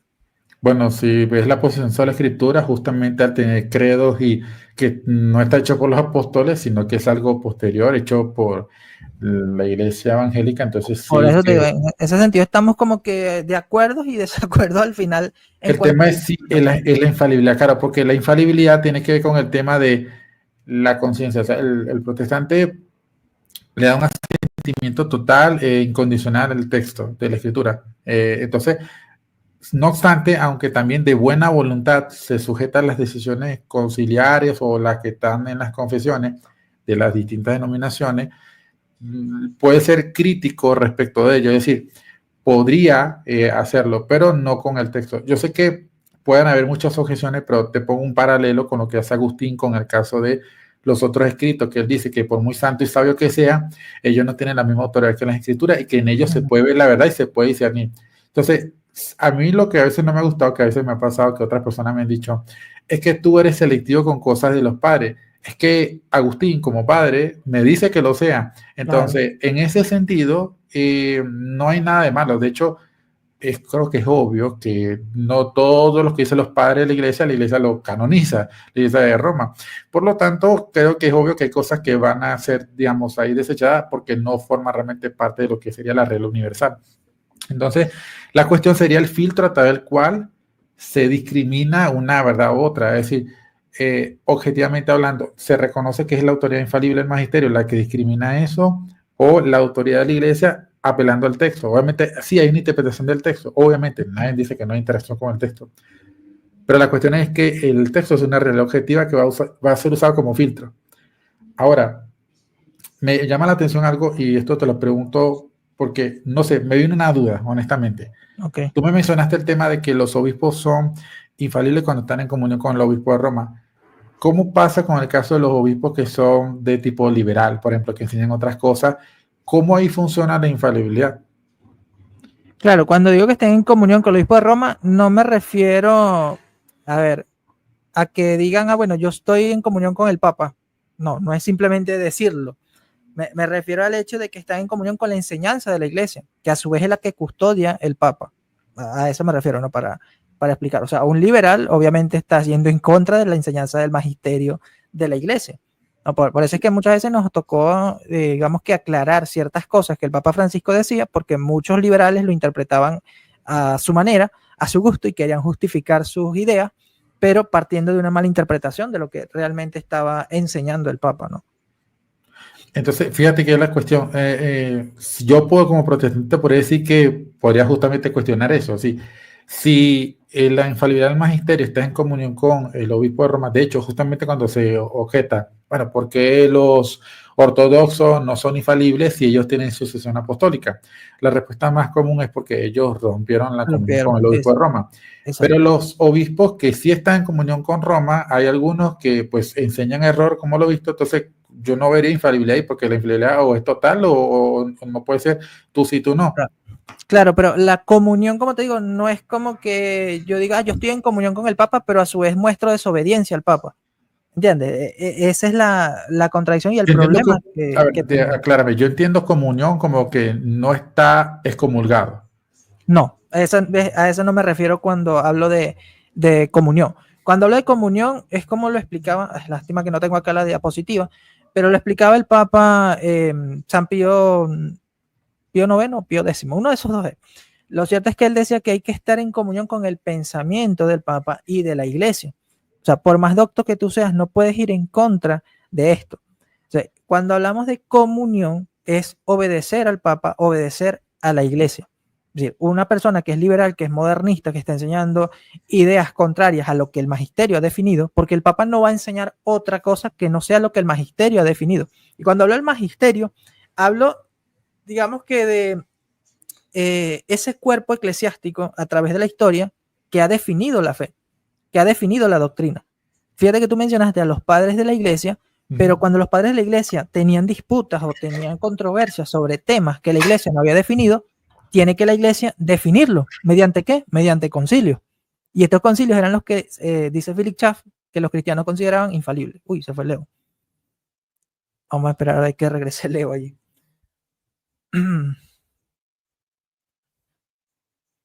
Sí, Ok. lo que pasa es que no, que Tranquilo. Sí, como te decía, ¿no? Lo que pasa es que sí, hay que aclarar mucho cuando hablamos de infalibilidad, porque eso va a ser algo que se me pasó hace rato. Uy, se fue otra vez. Se me pasó hace rato y era lo de la infalibilidad e indefectibilidad, porque al final son términos teológicos que posteriormente se usan para explicar un concepto que el cristianismo creía. Porque los padres de la iglesia no hablan como tal de infalibilidad, hablan más que todo de inerrancia y la inerrancia la aplican a la iglesia. No sé si me estabas escuchando allí. sí, sí, lo que pasa es que tuve que buscar agua porque me había Ah, ahogado. ok, ok. No, y lo que estaba diciendo era esto, Leo, que tú y yo hablamos de infalibilidad, indefectibilidad y todo esto, pero estos son términos posteriores. Es decir, vienen de un desarrollo de los conceptos que se van dando a través de la iglesia. Y aquí, aunque el tema no es el papado, valga la pena mencionarlo. De hecho, mañana tengo un diálogo con el pastor que dialogó con el padre Luis Toro. No sé si lo viste, dialogando sobre el purgatorio.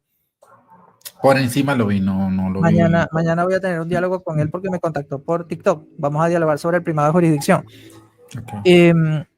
Y aquí hay algo muy, muy relevante, ¿no? Es que cuando uno cuando uno estudia el primer milenio del cristianismo, uno se da cuenta de la importancia de la comunión con el obispo de Roma y cómo éste gozaba de esa protección de no enseñar el error. Aquí podemos tratar, claro, el caso del Papa Honorio, Vigilio, pero claro, son casos como que aislados.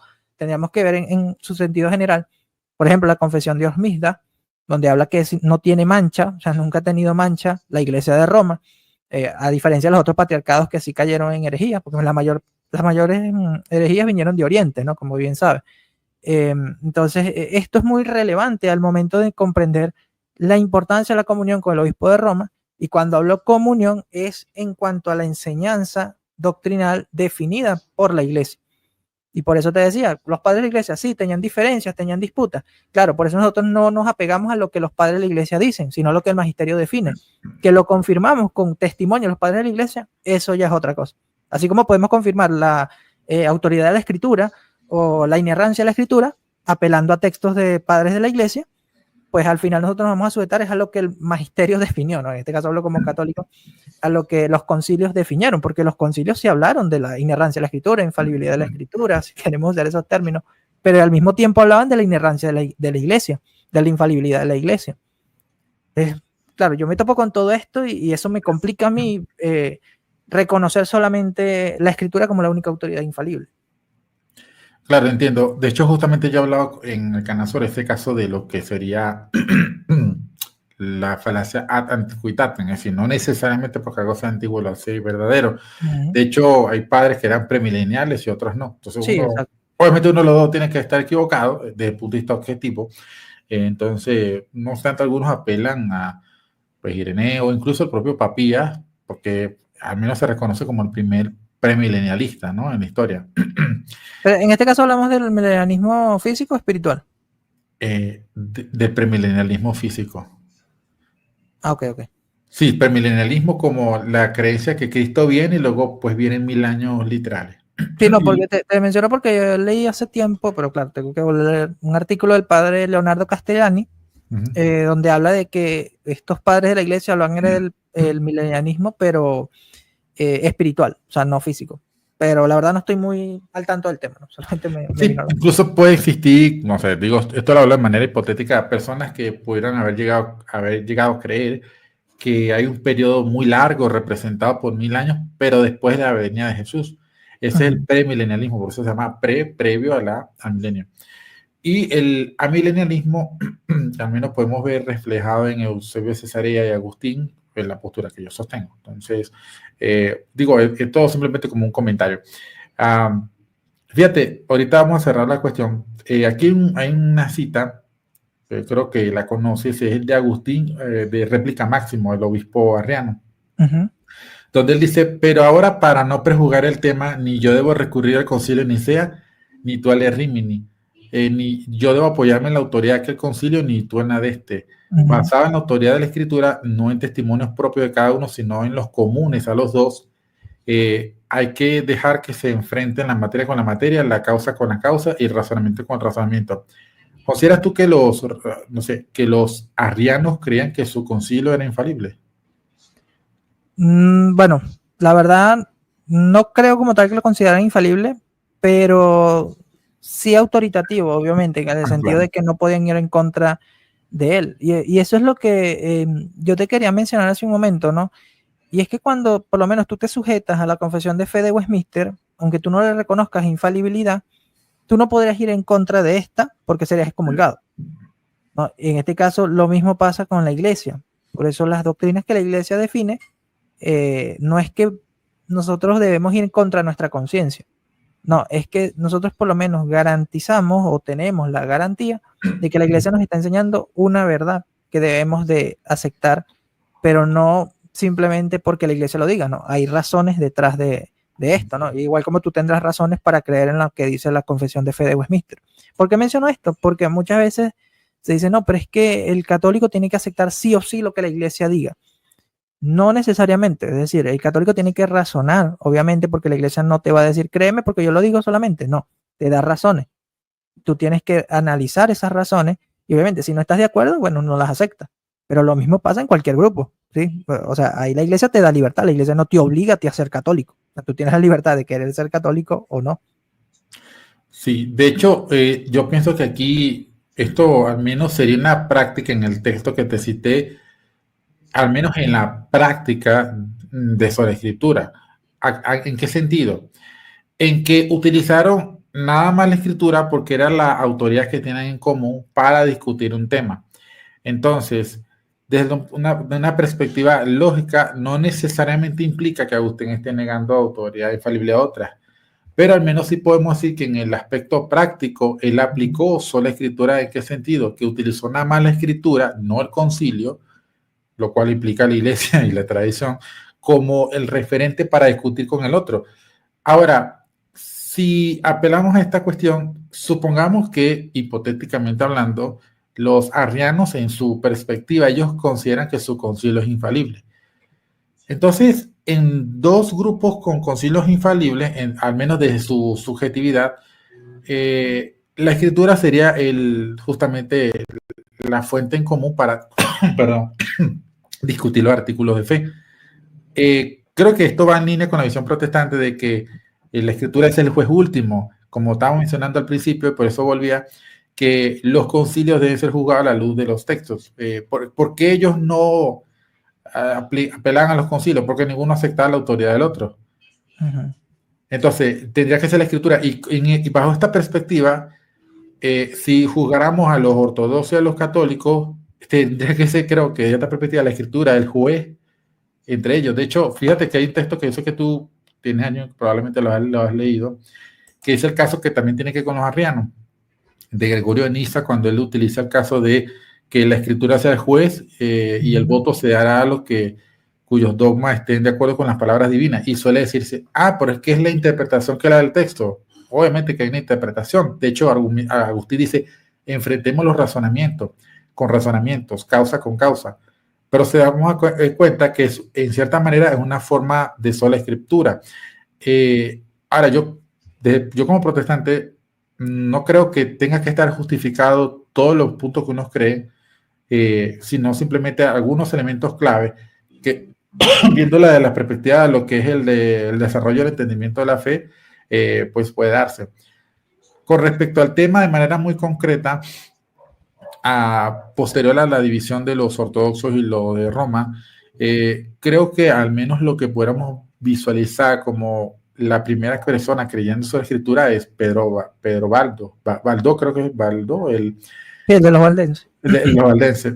Porque para justificar las creencias que él tenía, hecho, fue uno de los que empezó a hacer, pues repartir Biblia, a venderla para poder diseminar la Biblia, ¿no?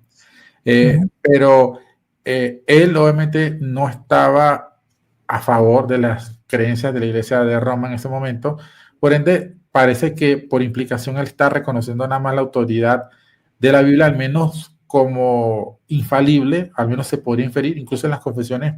En realidad en las confesiones valdenses que yo he leído, dice, creemos la autoridad de la Escritura, pero no dice sola Escritura, pero pues parece que tiene como sentido lógico, obviamente, no sé. Pero bueno, es un punto que te quería comentar. Y para cerrar lo siguiente, no sé si de repente, si te gustaría o si tú quieres proponer otro tema, no hay problema. Aunque en realidad cuando hablamos sobre la escritura, igual inevitablemente se habla del magisterio. ¿Sabes por qué? ¿Sabes por qué? Porque si vemos la sola escritura vista de la perspectiva de la reforma, fíjate que hace rato hablamos de los credos y de las confesiones, que si lo vemos desde la perspectiva de un trípode, en realidad eso viene siendo tradición, porque no es escritura infalible, es tradición. Es decir, los credos ecuménicos junto con las confesiones ya de cada denominación forman la tradición. Por ende, si vemos, el protestante reconoce una tradición aparte de la escritura, pero esa tradición no le da el mismo valor que la escritura. Así que, y por ende está implicada una autoridad eclesiástica ahí. Entonces, el trípode está en el protestantismo, pero con diferente apreciación de autoridades. Entonces, por eso es que cuando se discute con el católico el tema del magisterio, cuando hablamos sobre la escritura, es para hablar del tema si es infalible o no. Porque como tú bien dices al inicio, si hay otra autoridad infalible, entonces, claro, queda descartada la sola escritura. Claro, tendrías toda la razón. Entonces, una cuestión que yo te podría proponer, después tú no la decidas ahorita, si tú quieres la decidas después, es que habláramos, incluso te puede servir a ti para aclarar al público y me podría servir a mí, por ejemplo, para ver qué tú respondes, con lo que podrían ser incongruencias o contradicciones, o más que contradicciones, incongruencias entre concilios ecuménicos. A eso iba a llegar. Ok. A ver, Vamos a ver cómo planteo el caso acá. Bueno, antes que se me vaya la idea. Okay. Lo que mencionaste de San Agustín, ¿no? Y Máximo, fíjate que yo te lo podría entender al mismo estilo de Justino Mártir. Tú dirás, ¿cómo? Bueno, que se va a basar en lo que tiene en común con la persona con la que está tratando. Justino Mártir, como bien sabes, usaba el Antiguo Testamento para poder hablar con Trifón. ¿Por qué? Porque ambos aceptaban el Antiguo Testamento. O sea, se reducen a eso, a usar los libros o lo que tienen en común. En el caso de San Agustín y Máximo, como ambos tenían diferencia en cuanto a los concilios, porque el concilio de Nicea, Trinitario, y el concilio de Rimini, Arriano, bueno, entonces vámonos a algo que tengamos en común. ¿Qué tenemos en común? Las escrituras. Ah, ok, las escrituras van a ser lo que usemos. O sea, fíjate que es el mismo caso de Justino y de Agustín. Ahora, mencionaste el caso de los católicos y los ortodoxos. Fíjate que los católicos y ortodoxos sí tenemos en común las escrituras, pero ¿qué más tenemos en común? Y te lo digo por experiencia cuando he dialogado con ortodoxos. ¿A qué vamos a apelar nosotros? A los primeros concilios ecuménicos. ¿Por qué? Porque los ortodoxos son conciliaristas. Entonces, cambia acá la ecuación. O sea, sí, vamos a partir por lo que tenemos en común, pero fíjate que acá ya no es solamente la escritura, vendría siendo la única autoridad o la autoridad infalible o la máxima autoridad, sino que en este caso tendríamos los concilios. Y no porque yo considere los concilios como la máxima autoridad, porque como bien sabes, como católicos no reconocemos los concilios como máxima autoridad, pero sí como una autoridad infalible, ¿no? En este caso, siempre y cuando sean ratificados por el obispo de Roma, pero bueno, ese ya es otro punto. Pero para que entiendas el ejemplo, ¿no? Ortodoxos y católicos, sí, vamos a partir por algo en común. Ah, bueno, hablemos por los concilios ecuménicos. De hecho, cuando habló sobre el papado con ortodoxos, lo habla a partir de los concilios ecuménicos y los padres de la iglesia, que lo tenemos en común. Sin embargo, lo que tenemos más, digamos, en común que aceptamos como una autoridad infalible son los concilios, ¿sí? Porque los padres de la iglesia no los aceptamos como infalibles. Podemos usarlos como testigos, como testimonio. Esto me lleva a otro punto. ¿Qué es lo que pasa que yo veo, ¿no? Que es mi percepción con el protestante? ¿Por qué el protestante no acepta la infalibilidad de la iglesia? Aunque, como viste con el texto de Juan Calvino, se podría conseguir cierta infalibilidad cuando hablamos de lo que son cosas necesarias para la salvación. Cuando la iglesia enseña las cosas necesarias para la salvación, no puede errar. En ese sentido, pues la iglesia está de acuerdo, ¿no? Y en ese sentido es que habría que entender la infalibilidad. Pero, ¿qué sucede acá? Como tal, el protestante se opone a la infalibilidad de la iglesia porque ve supuestas posibles contradicciones entre concilios. Y estas contradicciones no las ven los ortodoxos, no las vemos los católicos. Así como tú, Leo, no ves contradicciones en la escritura, pero tú puedes encontrar algunas personas que te van a decir, mira, la escritura también tiene contradicciones. ¿Qué vas a apelar tú? A defender que no son contradicciones, sino aparentes contradicciones, ¿no? Como dicen los académicos. Pues yo te podría decir lo mismo, un ortodoxo te podría decir lo mismo, y aquí el caso vendría a analizar esas supuestas contradicciones. Y qué bueno que lo mencionaste, porque sería lo ideal. O sea, después de tratar la sola escritura, lo ideal sería analizar, bueno, ver si la tradición se contradice, porque no voy a decir, bueno, vamos a ver si la escritura se contradice, porque bien sabes que pueden haber casos que podemos presentar, porque hemos tratado con ateos, con agnósticos, con escépticos, y ya sabemos lo que nos pueden presentar. No, vamos a partir por lo que serían los concilios. O sea, ¿cuál sería la contradicción? Ah, pero aquí hay que partir por unas reglas específicas, así como lo hacemos con la escritura. Porque con la escritura tenemos que partir, mira, hay que ver el contexto, hay que ver quién escribió esto, si el error es la traducción, ¿verdad que sí? Todas esas son las cuestiones que tendríamos que ver. Te pongo un ejemplo como adelanto. Muchos dicen, bueno, el concilio de Nicea II tuvo un error, ¿no? Y Alejandro Magno dice que hubo un error. ¿El error cuál fue? La traducción. Cuando el texto se tradujo del griego al latín, ahí Alejandro Magno vio el error. Y luego el Papa Adriano le aclaró, no, ahí no hay un error, solamente que hay un error de comprensión en cuanto a esto. Y es más, cuando vamos a los concilios, ¿por qué se da la división en Calcedonia? Los anticalcedonienses y los calcedonienses. ¿Por qué? Porque no entienden algunos términos que se usaron allí. O sea, el monofisismo, el monotelismo, todo esto parte es por errores no tanto teológicos, sino más que todo terminológicos. De eso Jimmy Akin lo dijo. O sea, las divisiones con Oriente parten es por errores terminológicos, que a su vez llevan a un error teológico, sí, pero más que todo son los términos, o sea, el griego, el latín, porque cambia el sentido muchas veces de las palabras. Entonces sí me parece interesante que analicemos, claro, hay que definir qué concilio vamos a a tratar, ¿no? O qué tema en específico. Por ejemplo, mira, aquí condenaron al Papa Honorio. ¿Por qué lo hicieron? Ok, eso podemos analizarlo. Ese es uno. Así Okay, que te lo adelanto. no, por eso mismo, yo por lo menos ya tengo más o menos la idea de cuáles serían los posibles puntos, pero analizarlo a profundidad, ¿sí? Porque así hacemos con la escritura. Con la escritura, nos vamos a basar nada más en la Reina Valera y ver el texto si se contradice o no. No, tenemos que ir al griego, tenemos que ir, ¿verdad? Entonces es muy interesante, ¿verdad que sí? Yo creo que en el caso de la contradicción en la Biblia es más difícil de demostrar porque como fuente material es un conjunto, una biblioteca de libros donde cada escrito tiene un contexto diferente, entonces a veces una persona usa una palabra en un sentido, otro en otro, y son objetos. Sería más fácil, digamos, aunque igual tiene sus dificultades, el caso de los concilios, porque ya son definiciones formales.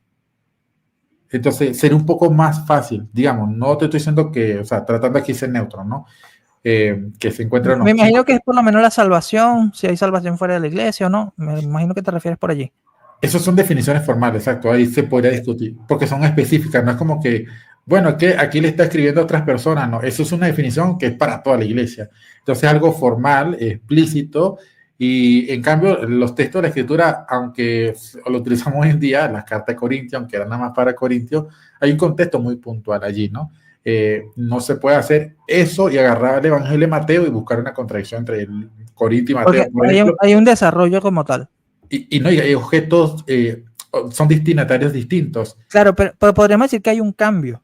O sea, que eso fue lo que le ocurrió a Marción. ¿Por qué Marción rechazaba el Antiguo Testamento? Porque él veía que había un cambio en el Nuevo Testamento.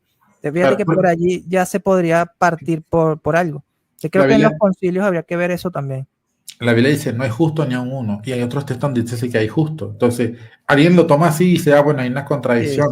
Pero eso sería justamente tomar el texto fuera de contexto porque no son definiciones formales en todo el sentido estricto de la palabra. Si fuese así, sí hay una contradicción, sino que hay un contexto donde uno habla de la... Lo que habría que analizar, o sea, si el concilio está siendo vinculante o es simplemente un texto que forma parte del concilio. O sea, hay que ver todo eso también, ¿no? Porque no todo lo del concilio es vinculante o es dogmático. Ese es un punto importante de aclarar. Por eso es que el concilio tienen constituciones dogmáticas, pero no todas las constituciones son dogmáticas. ¿Entiendes? Entonces habría que ver esos puntos, lo que es disciplinar, lo que es doctrinal. Bueno, son muchos matices que habría que ver, pero sí los podemos tratar. Pero bueno, no sé si me dices cuál sería el tema y para que vamos... Sí, digamos que el tema en general sería las incongruencias o aparentes incongruencias entre los concilios ecuménicos. Claro, pero sería como que partir por uno en específico para analizarlo.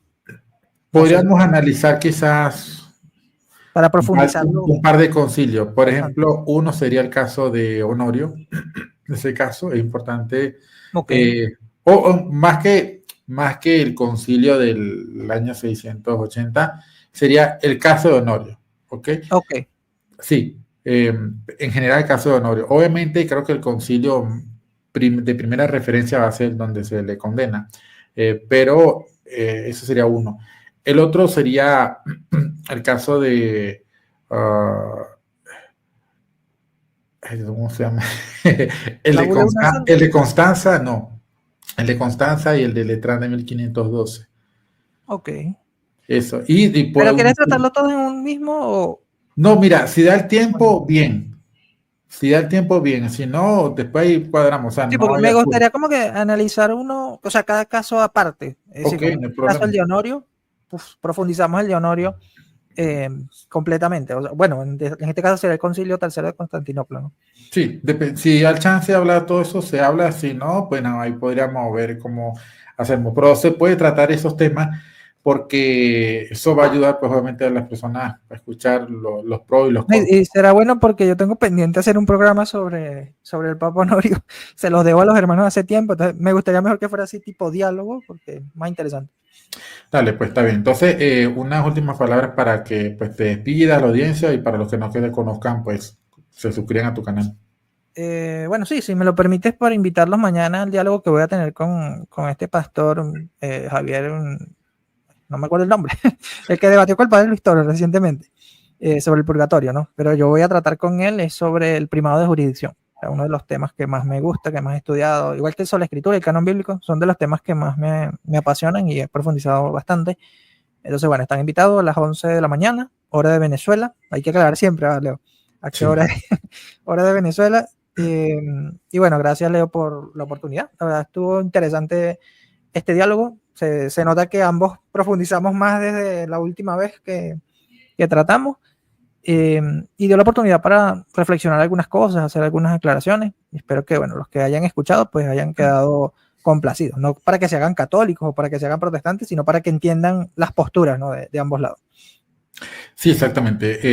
Te agradezco por el tiempo que te tomaste para esto, de verdad. Invito entonces a todos los que pues, quieran apoyar el canal de Richbert, que es católico por convicción.